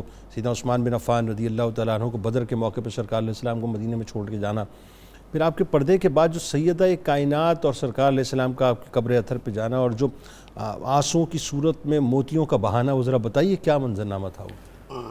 بسم اللہ الرحمن الرحیم۔ پھر جیسے آپ سن رہے تھے کہ حضور نبی اکرم صلی اللہ علیہ وسلم کے ہجرت فرمانے کے بعد حضرت رقیہ سلام اللہ علیہا اپنے زوج حضرت عثمان غنی ذو النورین رضی اللہ تعالی عنہ کے ساتھ مدینہ شریف آئیں، تو جب آپ مدینہ شریف آئیں تو آپ کافی بیمار ہو گئی اور وہ بیماری شدت اختیار کر گئی۔ اس دوران پھر غزوہ بدر کا بھی ایک ماحول بننے لگا۔ یہ 2 ہجری کی بات ہے؟ یہ 2 ہجری کی بات۔ ٹھیک۔ اس میں ذرا ایک تناسب کو چیک کریں کہ اللہ تعالیٰ نے انبیاء کو کیا وہ رتبہ دیا ہوتا ہے جی کہ ایک طرف بیٹی کی تکلیف کا بھی آپ کو شدت کے ساتھ احساس ہے، اللہ، دوسرا حق و باطل کے معرکہ میں جس حوصلے، جس تحمل اور جس لاڈ کے ساتھ آپ نے اللہ تعالیٰ کی وہاں مدد اتروائی، تو وہ بھی ایک بڑا سنہرا موقع ہے۔ یعنی آپ دیکھیے اس مشن کی تکمیل کے لیے کتنا بڑا پریشر ہے کہ وہ پہلا مارکا اور سب سے بڑا مارکا، اور سامنے سمجھ لیجئے کہ سپر پاور موجود ہے اور یہاں کچھ بھی نہیں ہے، اللہ پر توکل ہے بس۔ حق و باطل کے درمیان پہلا فرق کرنے والا مارکا، بالکل ایسا ہی ایسا ہی۔ تو اس مارکے کی آپ تیاری میں مصروف ہیں۔ حضرت عثمان غنی رضی اللہ تعالیٰ عنہ کو پتہ چلا جی یہ تو ایک بہت بڑی سعادت کی بات ہے، تو مجھے بھی جانا چاہیے۔ انہوں نے اپنے طور پر سمجھا کہ میں اپنی زوجہ محترمہ کے لیے کچھ اور حفاظت کے تیمارداری کے اسباب بناتا ہوں، تو میں بھی ذرا ساتھ جانا چاہتا ہوں۔ تو حضور نبی اکرم صلی اللہ علیہ وسلم نے فرمایا کہ نہیں، آپ یہیں رہیں، چونکہ آپ میری صاحبزادی کے اس زوج ہونے کی وجہ سے یہاں ہوں گے، ٹھیک ہے، دیکھنے میں آپ ادھر تعمیرداری کریں گے، لیکن میں اللہ تعالیٰ سے آپ کو غزوہ بدر کا ثواب بھی دلواؤں گا، یعنی بدریوں میں شامل ہوں، بدریوں میں، اور آپ کو وہاں کے تمام مالی اور روحانی سارے فوائد وہ بھی آپ کو میں دلواؤں گا۔ اللہ، یعنی سیدنا عثمان بن عفان رضی اللہ تعالیٰ عنہ سرکار علیہ السلام کے حکم سے رکے تھے مدینہ حکم پاک۔ سے رکے تھے۔ اس سے آپ اندازہ لگیں کہ آپ کو اپنی صاحبزادی کے ساتھ کتنا تعلق خاطر و شیفتگی تھی کہ ان کو وہاں روکا، اور نگاہ بصیرت تو دیکھ رہی تھی کہ یہ واقعہ ہو ہی جانا ہے، لیکن بہرحال جب آپ غزوہ بدر کے سارے مارکے سے کامیاب ہو کر اور پوری فضیلتیں حاصل کر کے واپس پلٹ رہے تھے، تو پھر آپ کو اطلاع ملی کہ حضرت رقیہ سلام اللہ علیہا، میری لاڈلی شہزادی، وہ عالم عدم کی طرف رخصت ہو گئی ہے۔ اللہ، اور یہاں دیکھیں کہتے ہیں جو آپ کو حضرت عثمان غنی رضی اللہ تعالیٰ عنہ نے جس انداز سے آپ کے کہنا چاہیے تجہیز و تکفین کے مراحل طے ہوئے، پھر وہ خود قبر تیار کر کے حضرت عثمان غنی خود اس میں لیٹے، اللہ، پھر ان کا جسد مبارک جس انداز سے وہاں اتارا گیا، اس وقت کہتے ہیں کہ وہ تجہیز و تکفین کے آخری مراحل طے ہو رہے تھے، جب خبر آ گئی کہ غزوہ بدر کی فتح کے بعد اب وہاں کا سارا قافلہ مدینہ کی طرف آ رہا ہے۔ حضرت زید بن حارثہ رضی اللہ تعالیٰ عنہ خبر لے کے آئے، خبر لے کر اب بالکل جس وقت خبر لائے تھے اس وقت سیدنا عثمان بن عفان رضی اللہ تعالیٰ عنہ آپ کو لحد مبارک میں لحد مبارک میں اتار چکے تھے، اور آپ پر وہ کہنا چاہیے کہ وہ آخری مراحل طے ہو رہے تھے۔ حضور نبی اکرم صلی اللہ علیہ وسلم جب مدینہ کی حدود میں آئے تو آپ نے اول فرصت میں، یہ نہیں کہ وقت فرمانا آئے گا، فوراً اپنی لاڈلی شہزادی کے وہاں گئے، اور وہاں آپ نے جا کر حضرت خدیجۃ الکبریٰ کو بھی یاد کیا، اللہ اکبر، اور اپنی بیٹی کو بھی بڑا آپ نے لاڈ دیا۔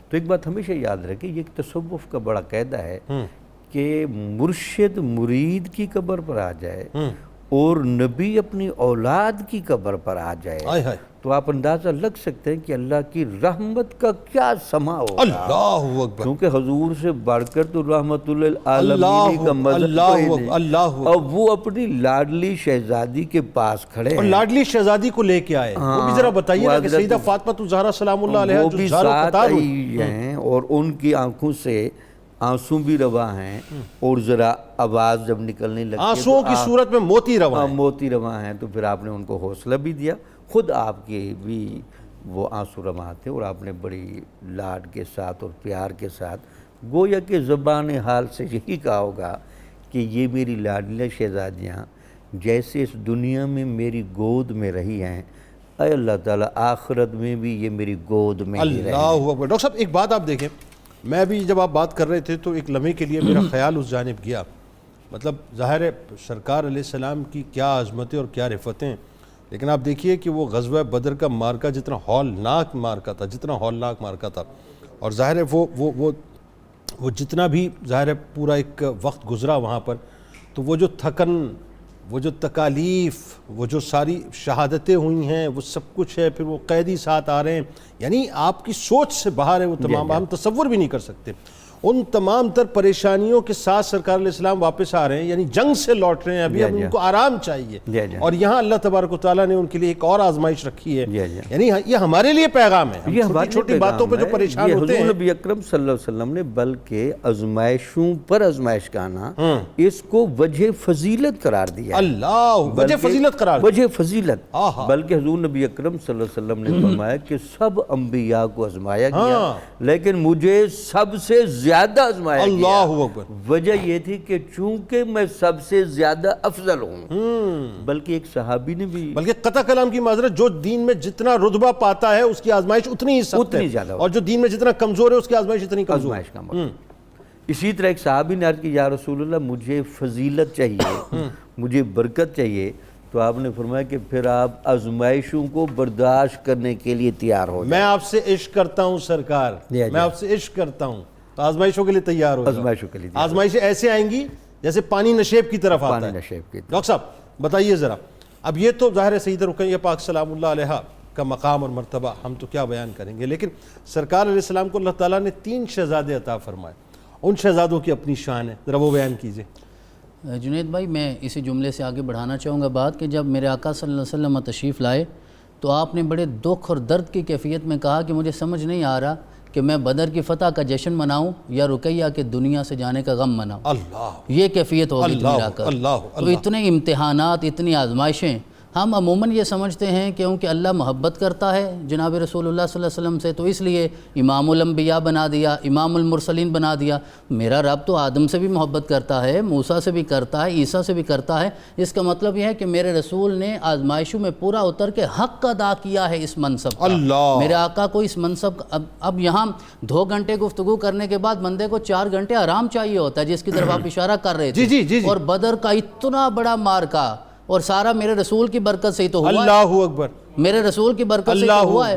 صحابہ کہتے ہیں کہ ہم تلوار بعد میں اٹھاتے، سر پہلے گر جاتے تھے۔ ایسا ہی وہ کس کی رحمت اور برکت آپ ہی کی۔ اور میرے آقا نے جب رات سر سجدے میں رکھا، جناب صدیق اکبر قدموں میں تھے، تو میرے آقا اتنا گڑ گڑا کے اللہ کی بارگاہ میں عرض کر رہے تھے، مولا اللہم ان تہلک ہذہ العصابہ فلن تعبد فی الارض ابدا، مولا اگر یہ بھی 313 نہ رہے تو تیری بارگاہ میں سجدہ کون کرے گا؟ وہ اتنا ہولناک مارکا، اور آپ کی کالی کملی جب اس گڑگڑاہٹ سے گری تو حضرت صدیق اکبر قدموں میں آئے، آقا کو سینے کے ساتھ لگا کہ آقا ضرور میرا رب آپ پہ کرم فرمائے گا۔ ایسا ہی ان کیفیات سے لوٹنے کے بعد پھر جب یہ منظر تھا، یقیناً یہ حوصلہ سرور کائنات کا ہے، آپ کے سوا کسی اور کا ہو ہی نہیں سکتا جو آپ نے برداشت کیا۔ 3 بیٹے میرے رب نے عطا فرمائے، جناب قاسم، حضرت قاسم کے قدموں پہ ہم قربان ہو جائیں۔ آمین۔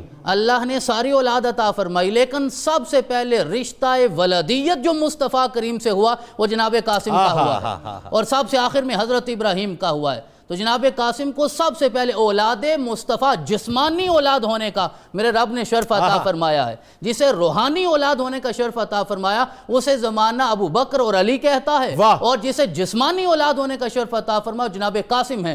25 سال جن کی وجہ سے آپ ابو القاسم ہیں۔ اب دیکھیے میرے رسول حدیث مبارکہ میں خود ایک اپنا صفاتی نام بھی ذکر فرماتے ہیں، انما انا قاسم واللہ یعطی۔ آقا وصف کے اعتبار سے بھی قاسم ہیں، کنیت کے اعتبار سے بھی قاسم ہیں۔ تو 25 سال میرے رسول کی عمر مبارک ہے، ظاہری عمر مبارک 25 سال ہے، باطنی تو اللہ ہی جانتا ہے کتنی عمر ہے۔ تو 25 سال میں نکاح ہوا، پہلے 4 سال ظاہری طور پہ کوئی اولاد نہیں ہوئی۔ 29 سال جب میرے آقا کی عمر مبارک ہوئی تو حضرت قاسم جلوہ گر ہوئے۔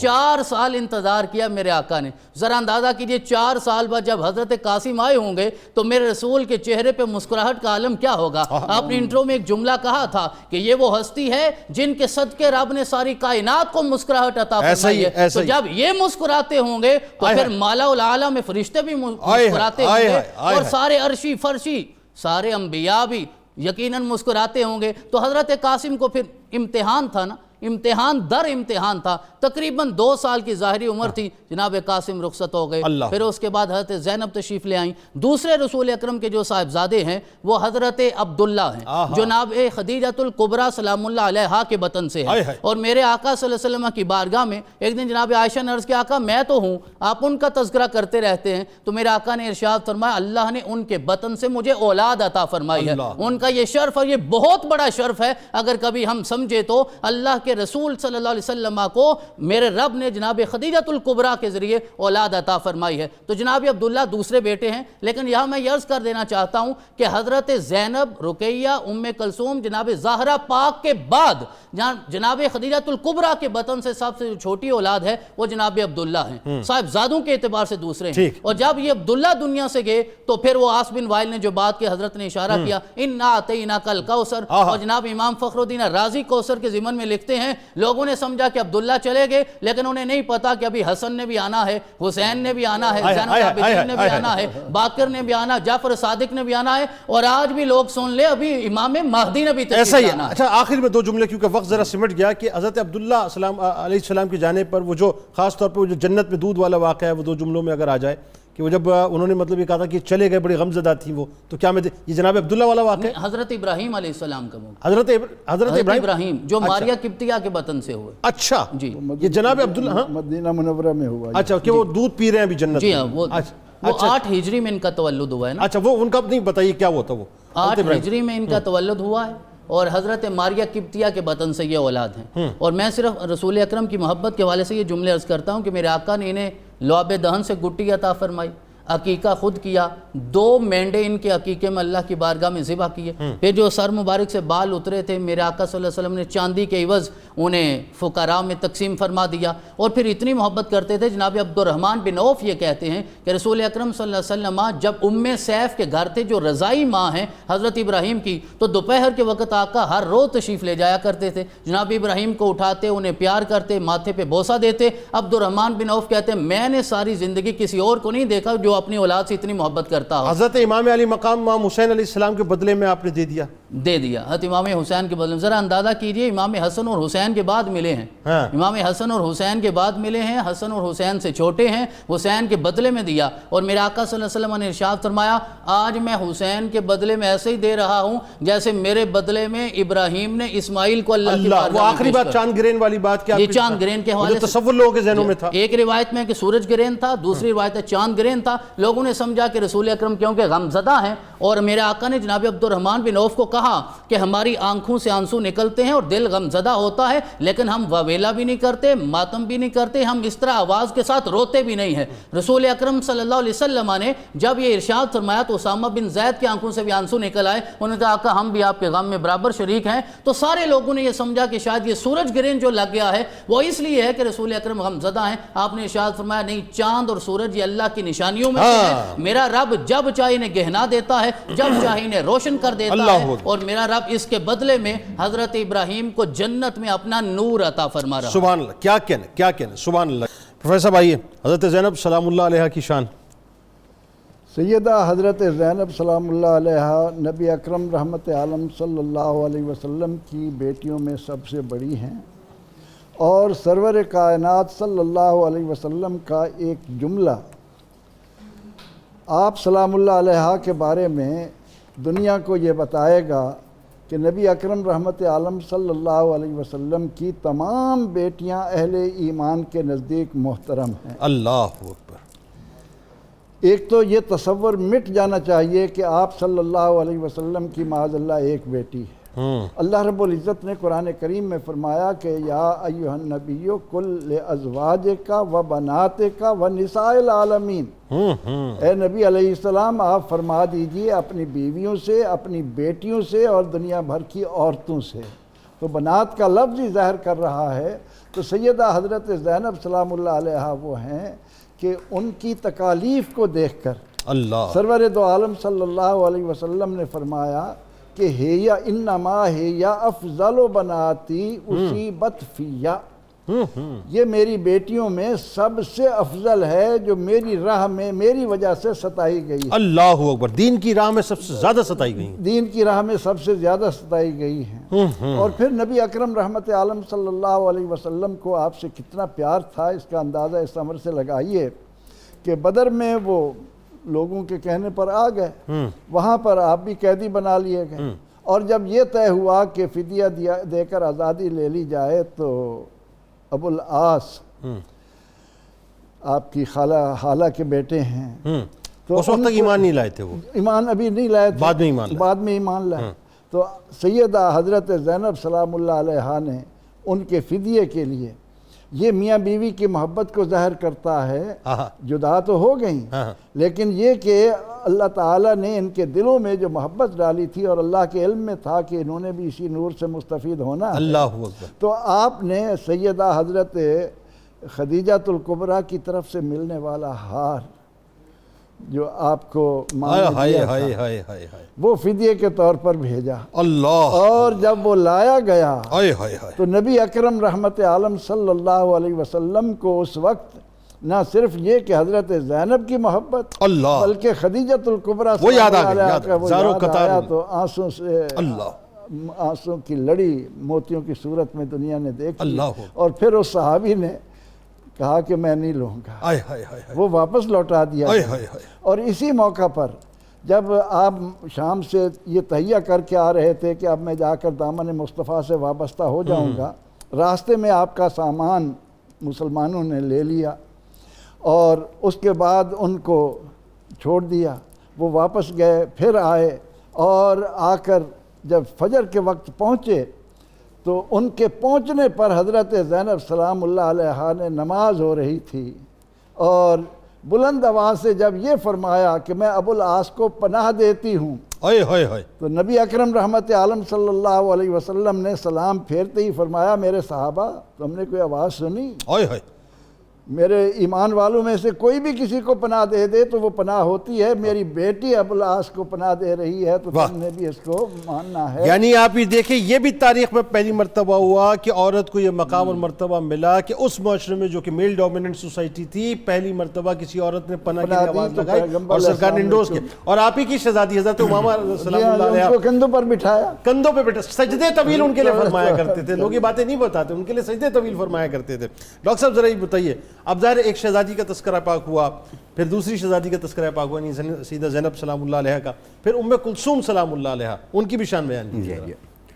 حضرت ام کلثوم سلام اللہ علیہا کی شانوں میں سب سے پہلے تو یہ شان دیکھیں کہ حضور نبی اکرم صلی اللہ علیہ وسلم نے ان کے زوج کے طور پر جس بندے کا انتخاب فرمایا وہ ہے تو انتخاب الہی, لیکن اس کا ظہور چونکہ آپ کے ہاتھوں ہی ہونا تھا تو حضور نبی اکرم صلی اللہ علیہ وسلم نے وہ خوبصورت جملے ارشاد فرمائے حضرت ام کلثوم کے لیے کہ میں اپنی یہ شہزادی اس وقت اس بندے کو دے رہا ہوں جو اخلاق میں, حیا میں اور ایمان میں میرے قریب تر ہے. اللہ. اور پھر وہ بھی جملے ارشاد فرمائے کہ حضرت ام کلثوم کے جانے کے بعد کہ اگر میری کچھ اور صاحبزادیں بھی ہوتی تو سب سے زیادہ میری صاحبزادیوں کے زوج بننے کا حقدار, اگر میری 10 صاحبزادیاں بھی ہوتی اور ایک روایت میں 100 کا لفظ بھی آتا ہے تو یکے بعد دیگرے میں حضرت عثمان بن عفان رضی اللہ تعالیٰ. اچھا سوال یہ کہ حضور نبی اکرم یہ کیوں فرما رہے ہیں؟ چونکہ نگاہ نبوت دیکھ رہی تھی کہ حضرت عثمان غنی کے بارے میں بعد میں تاریخ کچھ ایسی باتیں بھی بتائے گی جو ان کے لیول سے ہٹی ہوں گی, تو میں اپنی شہزادیاں دے کر اور ان کو سرٹیفکیٹ دے کر جاؤں کہ یہ بھی ایک میرا بیٹا تھا اور یہ ایمان اور اخلاق اور حیا میں کوہ گراں تھا. تو پھر آپ نے دیکھا یہ عزت افضائی. پھر اس کے بعد حضرت ام کلثوم آپ کے ساتھ رہیں اور آپ کا وصال مبارک ہے 9 ہجری کو, یعنی آپ دیکھیں کہ بڑی رفاقت ہے. تو جب آپ 9 ہجری کو وصال کرتے ہیں تو حضور نبی اکرم صلی اللہ علیہ وسلم نے بیٹیوں کے ساتھ عزت افزائی اور تعلق کو کتنا سمجھایا کہ آپ نے جس پیار و محبت کے ساتھ اپنی اس لاڈلی شہزادی کی تجہیز و تکفین کے مراحل طے کروائے اور جس انداز سے پیار دیا حتیٰ کہ اپنی چادر مبارک عطا فرمائی تاکہ ان کے جسد مبارک پر وہ چادر ڈالی جائے اور اس کے بعد پھر ان کی قبر میں خود جا کر آرام لیٹے. قبر کو چیک کیا اور قبر کو خطاب کیا کہ اے قبر تجھے سعادت ہو کہ تیری اس زمین میں کس کو لٹایا جا رہا ہے, یہ میری لاڈلی شہزادی آ رہی ہے. پھر وہ تجہیز و تکفین کے سارے مراحل طے ہو گئے. تو پھر حضرت فاطمہ الزہرا رضی اللہ تعالی عنہا بھی وہاں گئیں. تو یہ بھی چونکہ اپنی سب بہنوں سے سب سے چھوٹی تھیں اور سب سے پیار کرتی تھیں تو وہاں بھی وہی کیفیت. اللہ اکبر. چونکہ سیدہ کائنات کا ذکر پاک آ گیا ڈاکٹر صاحب, وقت چونکہ سمٹا ہوا ہے تو آئیے ذرا ان کی بھی بارگاہ میں ان کی شان بیان کرتے ہیں۔ جنید بھائی، میں آپ کے سوالات کے حسن انتخاب کی بھی داد دیتا ہوں کہ دیکھیے جہاں حضرت عثمان اور رقیہ کا ذکر ہو تو وہاں مولا کائنات اور فاطمہ کا بھی تذکرہ ہونا چاہیے، کیونکہ یہ اہل اسلام کی محبت کی علامت ہے۔ یہ تو کجی ہوگی کہ اگر ذکر نہ ہو۔ تو یہ تذکرہ بنتا ہے اور اس کے بغیر تو بات مکمل نہیں ہوتی۔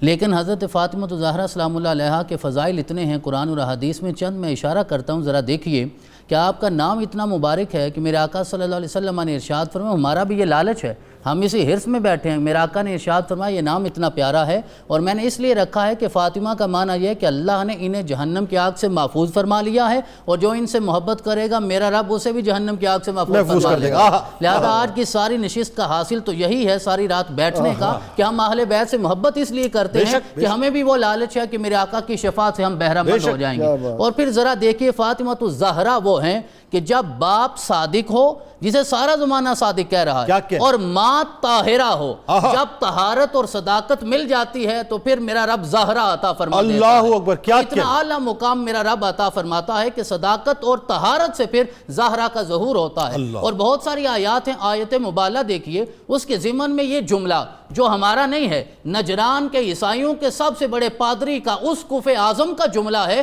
کہ اس نے جب ان 5 تن پاک کو آتے ہوئے دیکھا تو اس نے کہا ہے میرے ماننے والوں، اپنے لوگوں کو کہا، واللہ انی لارا وجوہن لو سالو ربہم ان یزیل الجبل عن مقامہ، ایسے چہرے دیکھ رہا ہے، اللہ کی عزت کی قسم وہ نورانی چہرے دیکھ رہا، سب کو نور علی نور کہا ہے، سب کو نور علی نور کہا کہ یہ جو 5 تن پاک آ رہے ہیں یہ چہرے اتنے نور والے ہیں، اگر اللہ کی بارگاہ میں آج یہ کہہ دیں کہ احد کو ہٹا دے، میرا رب وہ قبول بھی کرے گا اور احد کو ختم کر دے گا۔ فلا تباہلوہم، ان سے مباہلہ نہ کرو، ان سے معافی مانگو، اگر مباہلہ کرو گے تو میرا رب تمہاری نسلوں کو ختم کر دے گا، نسلیں قائم نہیں رہیں گی۔ تو سارے مفسرین اس آیت مبارکہ کے ضمن میں لکھتے ہیں کہ رسول اکرم صلی اللہ علیہ وسلم کے بعد یہ سب سے بڑی جو سعادت ہے وہ جناب زہرا پاک کی ہے۔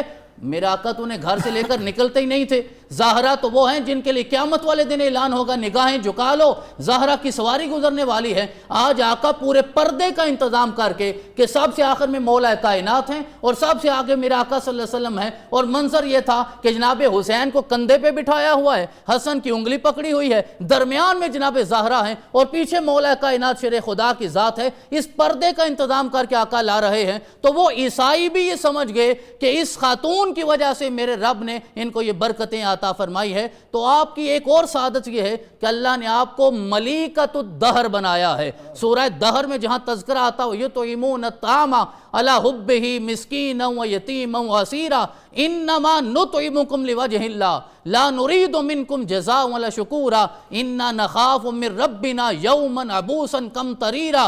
جنید بھائی سمجھ نہیں آتی، وہ تو سیدہ خاتون جنت ہیں، یہ سرداران جنت ہیں، لیکن وہ بھی ہر رات سجدے میں اس لیے گزارتے ہیں تاکہ حشر کی ہولناکیوں سے محفوظ رہا جا سکے۔ رب نے ملیکۃ الدہر بھی بنایا اور امینۃ الکوثر بھی بنایا ہے۔ ہم کوثر کا تذکرہ کر رہے ہیں، کوثر کی امانت رسول اللہ کے بعد اللہ نے جناب زہرا پاک کو قیامت تک عطا فرمائی ہے۔ یہ آپ کے سارے فضائل، اور یہ جملہ اس پہ بات ختم کرتا ہوں۔ ایک دن مولا کائنات شیر خدا نے رسول اکرم کی بارگاہ میں کسی کیفیت میں یہ سوال کیا، شاید یہ حدیث مبارکہ پہلے نہ سنی گئی ہو، تو جناب مولا کائنات نے اس کے آقا یہ بتائیے آپ ہم دونوں میں سے محبت کس سے زیادہ کرتے ہیں، علی سے زیادہ کرتے ہیں یا فاطمہ سے زیادہ کرتے ہیں؟ اب سوال اتنا مشکل تھا، میرے آقا نے مسکرا کے کہا علی یاد رکھو محبوب فاطمہ زیادہ ہے، معزز تو زیادہ ہے۔ اللہ اللہ اللہ اللہ۔ ناظرین ہمارے ساتھ آپ رہیں، آپ بھی سحری کیجئے، ہم بھی سحری کرتے ہیں، لطف آ جاتا ہے صاحب، ایک کیف، ایک سرور اس بات کا ہوتا ہے کہ ہاں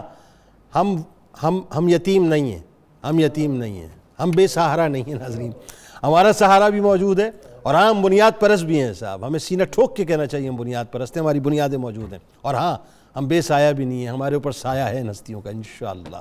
سحری آپ بھی کیجئے، ہم بھی کرتے ہیں، لوٹ کے انشاءاللہ پھر آپ کو مجموعہ کلام سناتے ہیں۔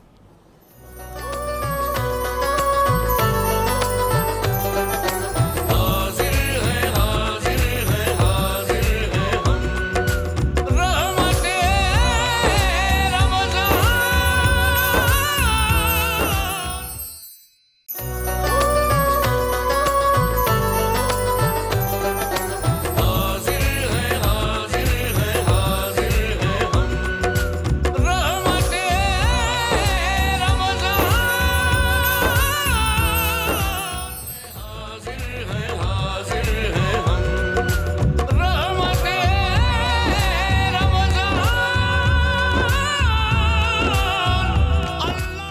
ایک بار پھر ناظرین میں آپ کو خوش آمدید کہتا ہوں۔ رحمت رمضان کی خصوصی براہ راست شریعت ہے اور قصص القرآن کا موقع ہے، اور آج انشاءاللہ حضرت صالح علیہ السلام کا تذکرہ یعنی قوم سمود کا، اور بہت عبرتناک تذکرہ ہے ناظرین۔ ایک اونٹنی کا معجزہ بھی ہے جس کو سن کر بظاہر تو یہ لگتا ہے کہ ظاہر عقل اس بات کو تسلیم نہیں کرتی، لیکن وہی بات ہے کہ کن کا مالک جو چاہے وہ کرے۔ آج تو آغاز کرتے ہیں۔ حضرت صالح علیہ السلام ناظرین جس قوم کی طرف مبعوث فرمائے گئے اس قوم کو قوم سمود کہتے ہیں، اور قوم سمود کا ذکر قرآن پاک کی 9 سورتوں میں کیا گیا ہے۔ سمود ناظرین کہاں آباد تھے اور کس خطے میں پھیلے ہوئے تھے، اس کے متعلق ایک طے شدہ امر ہے، اور جس کے بارے میں جو روایت بتاتی ہیں کہ ان کی آبادیاں ہجر میں تھیں۔ حجاز اور شام کے درمیان جو وادی قرا ناظرین وہاں تک میدان نظر آتا ہے، یہ سب کا سب مقام جو ہے ان کا سکونت کا مقام تھا، اور آج کل اس کو فج الناقہ کے نام سے مشہور کیا گیا ہے۔ سمود کی بستیوں کے کھنڈرات اور آثار ناظرین آج تک وہاں پر موجود ہیں، اور اس زمانے میں اس زمانے میں بھی بعض مصری اہل تحقیق نے ان کو اپنی آنکھوں سے دیکھا ہے۔ ان کا بیان ہے کہ وہ ایک ایسے مکان میں داخل ہوئے جو شاہی حویلی کہلاتی ہے، اور اس میں متعدد کمرے ہیں، اور اس حویلی کے ساتھ ایک بہت بڑا حوض ہے، اور یہ پورا مکان پہاڑ کاٹ کر بنایا گیا ہے۔ یعنی اگر ابھی بھی آپ ناظرین گوگل کریں گے اور آپ اس میں نیشن آف سمود لکھیں گے تو آپ کو تمام مکانات نظر آئیں گے، لیکن انگشت بدندہ آپ دیکھ کے رہ جائیں گے کہ وہ مکان ویسے تعمیر نہیں کیے گئے، وہ پہاڑوں کو چیر کے تعمیر کیے گئے ہیں۔ اب سوال یہ پیدا ہوتا ہے کہ اس وقت کوئی ٹیکنالوجی بھی نہیں تھی، لیکن اگر آپ ناظرین اس کا ایمبیانس دیکھیں، آپ اس کی بناوٹ دیکھیں تو آپ حیران رہ جائیں گے کہ اللہ تعالیٰ نے ان کو طاقت کتنی عطا کی تھی اس وقت کہ وہ پہاڑوں کو چیر چیر کے اپنے گھر بنایا کرتے تھے۔ جیسا کہ قوم عاد کے بارے میں آتا ہے، یہ ایکسٹینشن ہے ناظرین اسی نیشن کی۔ بہرحال عرب کے مشہور مورخ مسعودی کا بیان ہے کہ جو شخص شام سے حجاز کو جاتا ہے اس کی راہ میں ان کے مٹے ہوئے نشانات نظر آتے ہیں، اور بوسیدہ کھنڈرات بھی پڑے ہوئے نظر آتے ہیں۔ ہجر کا مقام ناظرین جو ہجر سمود کہلاتا ہے، شہر مدین سے جنوب مشرق میں اس طرح واقع ہے کہ خلیج عقبہ اس کے سامنے پڑتی ہے، اور جس طرح عاد کو عاد ارم کہا گیا ہے، اسی طرح قوم سمود کی ہلاکت کے بعد ان کو سمود ارم یعنی عاد ثانیہ کہا جاتا ہے۔ یعنی میں آسان کر کے آپ کو سمجھاؤں ناظرین کہ سعودی عرب کے شمال مغرب میں تبوک کا مقام ہے، تو تبوک جاتے ہوئے آپ کو یاد ہوگا جب غزوہ تبوک ہوئی تو غزوہ تبوک سے گزرتے ہوئے سرکار مدینہ صلی اللہ علیہ وآلہ وسلم نے یعنی تبوک کے مقام سے گزرتے ہوئے صحابہ کو یہ حکم دیا کہ یہاں سے فوراً گزر جاؤ اور ان بستیوں میں داخل مت ہونا، کیونکہ یہاں پر اللہ کا عذاب نازل ہوا تھا، اپنے منہ کو ڈھانکو اور اللہ سے گڑ گڑاتے ہوئے خوف کھاتے ہوئے یہاں سے گزر جاؤ۔ تو ایکچول ناظرین اس کی لوکیشن یہ بنتی ہے۔ اہل سمود ناظرین مذہبی اعتبار سے اپنے بت پرست جتنے بھی ان کے پہلے کے لوگ گزرے تھے انہی کی طرح بت پرستی کیا کرتے تھے، اور ایک اللہ کے علاوہ بہت سارے معبودوں کو وہ مانا کرتے تھے اور ان کی پرستش کیا کرتے تھے، مکمل طور پر شرک میں مبتلا تھے۔ اس لیے ان کی اصلاح اور ان کو حق کی طرف لانے کے لیے انہی کے قبیلے میں سے حضرت صالح علیہ السلام کو ایک پیغمبر کے طور پر اور رسول کے طور پر بھیجا گیا، تاکہ وہ ان کو راہ راست پر لائیں اور ان کو اللہ کی نعمتیں یاد دلائیں جن سے وہ صبح و شام محظوظ ہوتے رہتے ہیں، اور ان پر واضح کریں کہ کائنات کی ہر شے اللہ کی توحید اور یکتائی پر مکمل طور پر شاہد ہے۔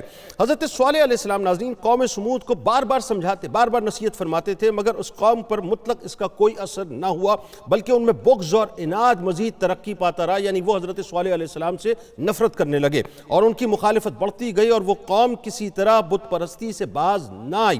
اگرچہ ناظرین ایک مختصر اور کمزور جماعت نے ایمان قبول کر لیا تھا، وہ مسلمان ہو گئی تھی، مگر قوم کے سردار جو بڑے بڑے سرمایہ دار تھے، یعنی یوں کہیے کہ جو ایلیٹ کلاس تھی، وہ اسی طرح باطل پرستی پر مکمل طور پر قائم رہے، اور انہوں نے اللہ کی دی ہوئی ہر قسم کی نعمت کا شکریہ ادا کرنے کی بجائے کفران نعمت کو اپنا شعار بنا لیا تھا۔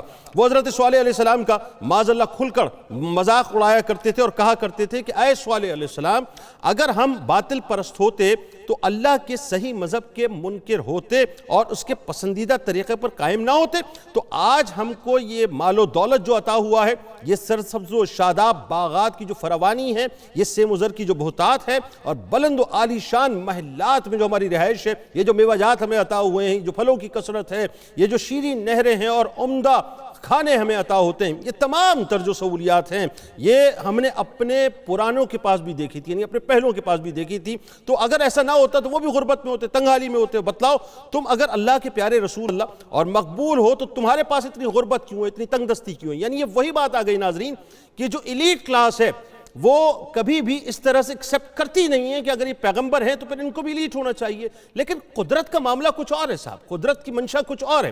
حضرت صالح علیہ السلام فرماتے ہیں کہ تم اپنی اس رفاعیت اور عیش سامانی پر شیخی نہ مارو اور اللہ کے سچے رسول اور اس کے دین برحق کا مذاق نہ اڑاؤ.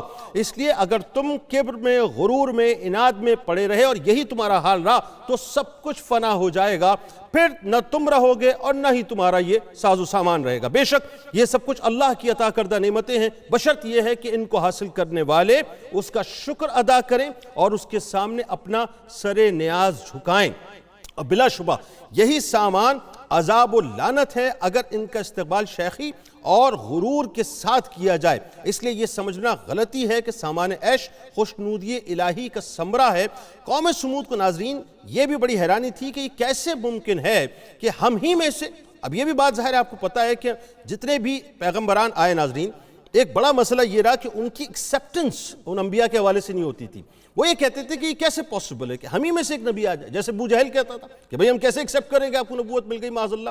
تو یہاں بھی یہی معاملہ تھا ناظرین کہ وہ تسلیم کرنے کو تیار نہیں تھے کہ ہم ہی میں سے ایک انسان اللہ کا پیغمبر بن جائے اور وہ اللہ کے احکام سنانے لگے. وہ سخت متعجب اس حوالے سے ہوتے تھے, جس کو اللہ تبارک و تعالیٰ نے قرآن مجید میں سورہ سواد میں یوں بیان کیا ہے کہ کیا ہماری موجودگی میں اس پر اللہ کی نصیحت اترتی ہے. یعنی اگر ایسا ہونا ہی تھا تو اس کے اہل تو ہم تھے. یعنی اب وہ اپنے سٹیٹس کو سامنے رکھ کے یہ بات سوچ رہے ہیں کہ اس کے اہل تو ہم تھے, نہ کہ حضرت صالح علیہ السلام. اور کبھی اپنی قوم کی کمزور افراد کو جو کہ اللہ کی وحدانیت کو قبول کر چکے تھے ان سے خطاب کر کے کہتے, جس کو اللہ تبارک و تعالیٰ نے قرآن مجید میں سورہ آراف میں یوں بیان کیا ہے کہ کیا تم کو یقین ہے کہ بلا شبہ حضرت صالح علیہ السلام اپنے پروردگار کے سچے رسول ہیں اور اللہ تعالیٰ کی توحید پر رکھنے والے. یوں کہتے, جس کو اللہ تعالیٰ نے یوں بیان کیا یعنی سورہ آراف میں کہ انہوں نے کہا کہ بے شک ہم تو اس کے لائے ہوئے پیغام پر ایمان لائے ہیں. بہرحال ناظرین, حضرت صالح علیہ السلام کی مغرور اور سرکش قوم نے ان کے پیغمبرانہ دعوت و نصیحت کو تسلیم کرنے سے مکمل طور پہ انکار کر دیا اور اللہ کے نشان یعنی معجزات کا مطالبہ کیا. تب حضرت صالح علیہ السلام نے بارگاہ الہی میں دعا کی اور قبولیت کے بعد اپنی قوم سے فرمایا کہ تمہارا مطلوبہ نشان یعنی معجزہ اونٹنی کی شکل میں یہ موجود ہے. اب ناظرین ہوا کیا تھا یہ ذرا سمجھ لیجئے. پہاڑ تھا اور ظاہر ہے جب یہ کن کا مالک حکم دیتا ہے اپنے نبی کو تو معجزہ ظہور پذیر ہوتا ہے. حضرت صالح علیہ السلام نے اس پہاڑ کی طرف اشارہ کیا اللہ کے حکم سے, اور جیسے ہی پہاڑ کی طرف آپ نے اشارہ کیا تو پہاڑ نے اپنے کلیجے کو, اپنے سینے کو چیر دیا.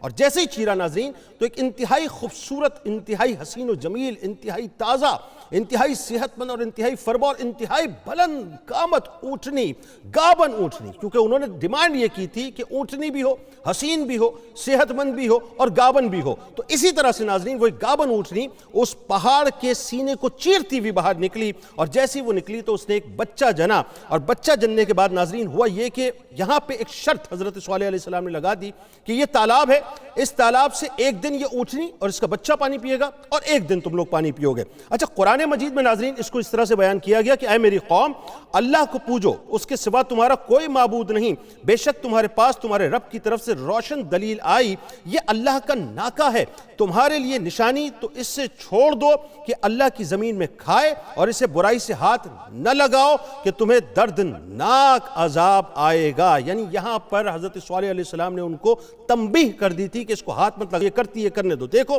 اگر تم نے اس کو ایذا پہنچائی تو پھر یہی تمہاری ہلاکت کا نشان ثابت ہوگی, اور اللہ تعالیٰ نے تمہارے اور اس کے درمیان پانی کے لیے باری مقرر فرما دی ہے. یہ جو اللہ کے لیے خاص طور پہ حضرت صالح علیہ السلام نے اپنی قوم کو مستقل بار بار اس بات پہ لانے کی کوشش کی کہ ہدایت ان کو مل جائے, وہ ہدایت ظاہر تسلیم کرنے کو تیار نہیں تھے. انہوں نے معجزہ مانگا, معجزہ سامنے پیش کر دیا, پہاڑ کو چیرتی ہوئی ایک گابن اونٹنی سامنے آئی اور اس نے ایک بچہ جنا, اور یہ کہہ دیا گیا کہ اس تالاب سے ایک دن وہ پانی پیے گی, ایک دن تم نے پانی پینا ہے. اچھا جی, اب اس کے بعد کیا ہوا ناظرین؟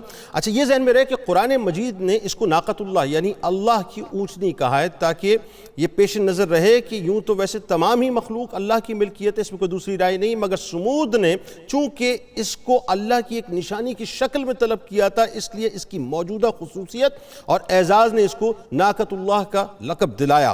اور ناظرین ظاہر یہ ایک ایسی خاص نشانی تھی جو خاص طور پہ طلب کی گئی تھی۔ بہرحال بدقسمت قوم سمود ناظرین زیادہ دیر تک اس کو برداشت نہ کر پائی، یعنی جو حضرت صالح علیہ السلام نے ایک خاص لائن ڈرا کی تھی اس لائن کو انہوں نے کراس کیا، اور ایک روز ناظرین ہوا یہ کہ سازش کر کے قدار بن سالف کو اس پر آمادہ کر لیا گیا کہ وہ اس کے قتل میں پہل کرے اور باقی قوم اس کام میں اس کی مدد کرے۔ اچھا قدار جو تھا ناظرین اس کا معاملہ یہ ہے کہ وہ ایک سرخ رنگ کا بھوری آنکھوں والا آدمی تھا، پس قد تھا، اور ایک بدکار عورت کا وہ بیٹا تھا، اور اس نے ناظرین معاملہ جو کیا وہ اتنا خطرناک، میں آپ کو آگے جا کے بتاتا ہوں، کہ ایک شقی القلب وہ شخص تھا۔ حضرت صالح علیہ السلام کو ناظرین جب یہ معلوم ہوا تو وہ بے انتہا پریشان ہوئے کہ قدار جو ہے وہ اب اونٹنی کو قتل کرنے جا رہا ہے۔ بہرحال اس نے کیا یہ کہ اس اونٹنی کو قتل کر دیا، یعنی سرکشی سے قتل کرنے کے بعد اس نے یہاں تک کہہ دیا کہ جو عذاب تم لانا چاہتے ہو اب وہ عذاب لے کے آ جاؤ، جسے قرآن نے یوں بیان کیا کہ پس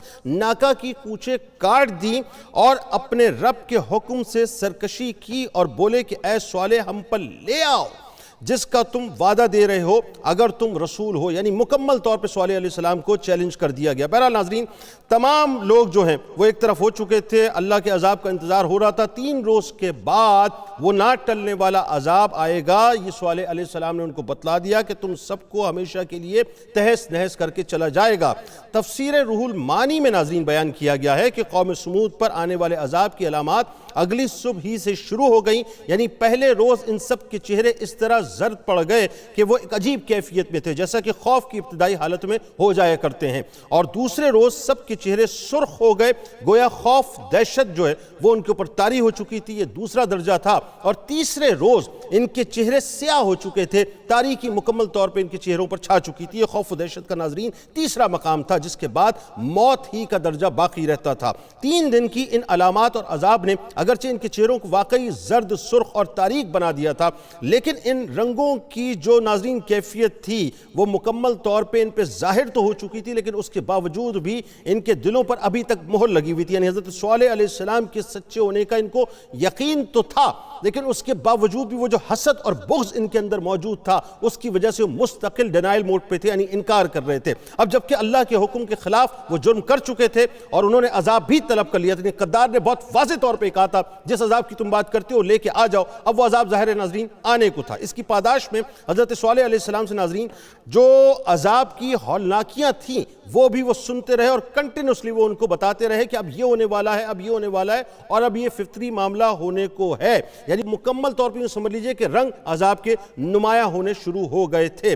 جو موت کے یقین کے وقت ناظرین خوف اور دہشت کی کیفیت ہوتی ہے وہ کیفیت آہستہ آہستہ ان کے اندر طاری ہو چکی تھی، لیکن پھر بھی وہ سمجھنے کو تیار نہیں تھے۔ بہرحال ناظرین ان 3 دنوں کے بعد وقت موعود آ پہنچا، اور رات کے وقت ایک ہیبت ناک آواز نے ہر شخص کو اسی حالت میں ہلاک کر دیا جس حالت میں وہ تھا۔ قرآن مجید میں اس ہلاکت کو اس طرح سے بیان کیا ہے کہ صاعقہ یعنی کڑک دار بجلی، اور کسی جگہ رجفہ یعنی زلزلہ ڈال دینے والی شے، اور بعض جگہ پر اس کو طاغیہ یعنی دہشت ناک، اور بعض جگہ اس کو صیحہ یعنی چیخ فرمایا، اس لیے کہ یہ تمام تعبیرات ایک ہی حقیقت کے مختلف اوصاف کے اعتبار سے کی گئی ہیں، تاکہ یہ معلوم ہو جائے کہ اللہ تبارک و تعالیٰ کی اس عذاب کی ہولناکیاں کتنی زیادہ شدید ترین ہیں۔ تم ایک ایسی گوندنے والی بجلی کا تصور کرو جو بار بار اضطراب کے ساتھ چمکتی، کڑکتی اور گرجتی ہو، اس طرح گوند رہی ہو کہ کبھی مشرق میں ہے تو کبھی مغرب میں، اور جب ان تمام صفات کے ساتھ چمکی، گونتی، گرجتی، لرزتی ہوئی کسی مقام پر ایک ہولناک چیخ کے ساتھ گرے تو اس مقام اور اس کا رہنے والوں کا کیا حال ہوگا۔ یہ ایک معمولی اندازہ ہے اس عذاب کا ناظرین جو قوم سمود پر نازل ہوا اور ان کی بستیوں کو تباہ و برباد کر دیا، یعنی سرکشوں کی جو سرکشی تھی اور مغروروں کا جو غرور تھا وہ مکمل طور پہ انجام کو پہنچا۔ یعنی معاملہ یہ تھا ناظرین کہ ان کی جو نسلیں تھیں، نسلیں اللہ تبارک و تعالیٰ نے ان کی نسلوں کو مکمل طور پہ عبرت عبرت کا نشان بنا دیا۔ ایک طرف قوم سمود پر ناظرین یہ عذاب نازل ہوا، اور دوسری جانب حضرت صالح علیہ السلام اور ان کے جتنے بھی فالوورز تھے جو مسلمان تھے، اللہ نے ان کو اپنی حفاظت میں لے لیا اور ان کو عذاب سے مکمل طور پہ محفوظ رکھا۔ حضرت صالح علیہ السلام ناظرین حزن و ملال کے ساتھ ہلاک شدگان کو مخاطب کرتے ہوئے فرماتے ہیں کہ جس کو اللہ تبارک و تعالیٰ نے قرآن مجید میں سورہ اعراف میں یوں بیان کیا ہے کہ اے قوم، بلا شبہ میں نے اپنے پروردگار کا پیغام آپ تک پہنچا دیا ہے۔ یہ حجت جو تمام آپ نے کی تھی، اب آپ ان مردوں سے جن پہ عذاب آ چکا ہے، اب آپ ان سے کلام فرما رہے ہیں، اور آپ فرماتے ہیں کہ آپ کو اس کی نصیحت بھی کی، لیکن آپ نصیحت کرنے والوں کو دوست ہی نہ رکھتے تھے۔ ناظرین کرام، ہلاک شدگان جو تھے ظاہر ان سے جو حضرت صالح علیہ السلام نے خطاب کیا، آپ کے ذہن میں ہے بدر کا موقع۔ اگر ایک لمحے کے لیے آپ میرے ساتھ بدر کے مقام پہ چلیں ناظرین تصور میں، تو آپ کو اندازہ ہوگا کہ جس وقت کفار مکہ کو واصل جہنم کیا گیا اور وہ جو ان کے لوگ زمین پر پڑے ہوئے تھے، بے گور و کفن لاشیں تھیں، تو سرکار مدینہ صلی اللہ علیہ وآلہ وسلم نے ان کو بھی اسی طرح سے مخاطب کر کے فرمایا تھا، یعنی جو مشرکین مکہ تھے، جو ان کے سردار تھے، جو سب ہلاک ہو چکے تھے، سرکار مدینہ صلی اللہ علیہ وآلہ وسلم نے بھی ان سے اسی طرح کا کلام فرمایا تھا۔ بہرحال ناظرین بات یہ ہے، یہ جو سمجھنے والی بات ہے کہ یہ جو ناقۃ اللہ اگرچہ حضرت صالح علیہ السلام کی صداقت اور رسالت کے ایک نشان تھی، تاہم قرآن عزیز کی تصریح ہے کہ سمود کے لیے آزمائش اور ابتلاء اور نتیجہ اور ثمرہ میں ناظرین ان کی ہلاکت کا نشان ثابت ہوئی۔ یعنی اس کو اللہ تبارک و تعالیٰ نے قرآن مجید کی سورہ قمر میں یوں بیان کیا کہ بے شک ہم ان کی آزمائش کے لیے اونٹنی بھیجنے والے ہیں، یعنی اللہ تعالیٰ نے ان کو آزمایا تھا، پس اے صالح ان کے انجام کا انتظار کریں اور صبر جاری رکھیں۔ یعنی یہ بنیادی طور پہ وہ تلقین تھی کہ اللہ تعالیٰ اس بات سے ظاہر ہے وہ علام الغیوب ہے، وہ جانتا ہے کہ قوم مانے گی نہیں، لیکن اللہ نے حجت تمام کی، اونٹنی بھیجی، ان کو آزمایا، بار بار صالح علیہ السلام تنبیہ کرتے رہے، بار بار تنبیہ کرتے رہے، لیکن وہ جب نہ مانے اور اللہ کی نشانی کی بے خنی کی، یعنی قدار بن سالف نے جب معاذ اللہ اس اونٹنی کے پہلے کونچے کاٹے، یعنی چاروں پاؤں کاٹے، اس کے بعد اس کو ذبح کر دیا، اس کے بعد جب اس نے چیلنج کیا حضرت صالح علیہ السلام کو کہ اب لے آؤ وہ عذاب جس کی تم بار بار بات کرتے ہو، اللہ تبارک و تعالیٰ نے ان کو نیست و نابود کر دیا۔ آپ تصور کیجئے ناظرین، اس وقت آپ ذرا اگر آپ میرا پروگرام دیکھ رہے ہیں تو ایک لمحے ذرا اپنے ہاتھ میں موبائل فونز لیں اور نیشن آف سمود لکھیے یا نیشن آف صالح لکھیے، اس کی لوکیشن لکھیے، تو آپ کو اندازہ ہوگا ناظرین وہ جو پہاڑ چیر چیر کے وہ گھر بناتے تھے، وہ بڑے طاقتور ترین لوگ تھے اپنے وقت کے۔ اللہ تعالیٰ نے ان کو بے انتہا نعمتوں سے نوازا تھا، اللہ تعالیٰ نے ان کو بے انتہا رفتوں سے نوازا تھا، بے انتہا ان کے پاس مال تھا، سبزہ تھا، سب کچھ تھا، لیکن کیا چیز نہیں تھی ان میں اور کیا چیز تھی ان میں ناظرین یہ سمجھنے کی ضرورت ہے۔ ان کے اندر انکسار نہیں تھا، ان کے اندر ایکسیپٹیبلٹی نہیں تھی، ان کے اندر تسلیم کرنے کی قوت نہیں تھی، اور جو تھی چیز ناظرین وہ کیا تھا؟ وہ کبر تھا، وہ تکبر تھا، وہ ڈینائل موڈ تھا، جس کے اندر وہ کھڑے ہوئے تھے کہ تم کچھ بھی کر لو، کوئی بھی بات کر لو، ہم تمہیں تسلیم کرنے کو تیار نہیں ہیں۔ ذرا سوچئے، ایک طرف وہ قوم ہے ناظرین اور ایک طرف آج ہمارا معاملہ ہے، اس سے بدترین صورتحال ہماری ہے ناظرین، اس سے بدترین حال، لیکن بات کیا ہے؟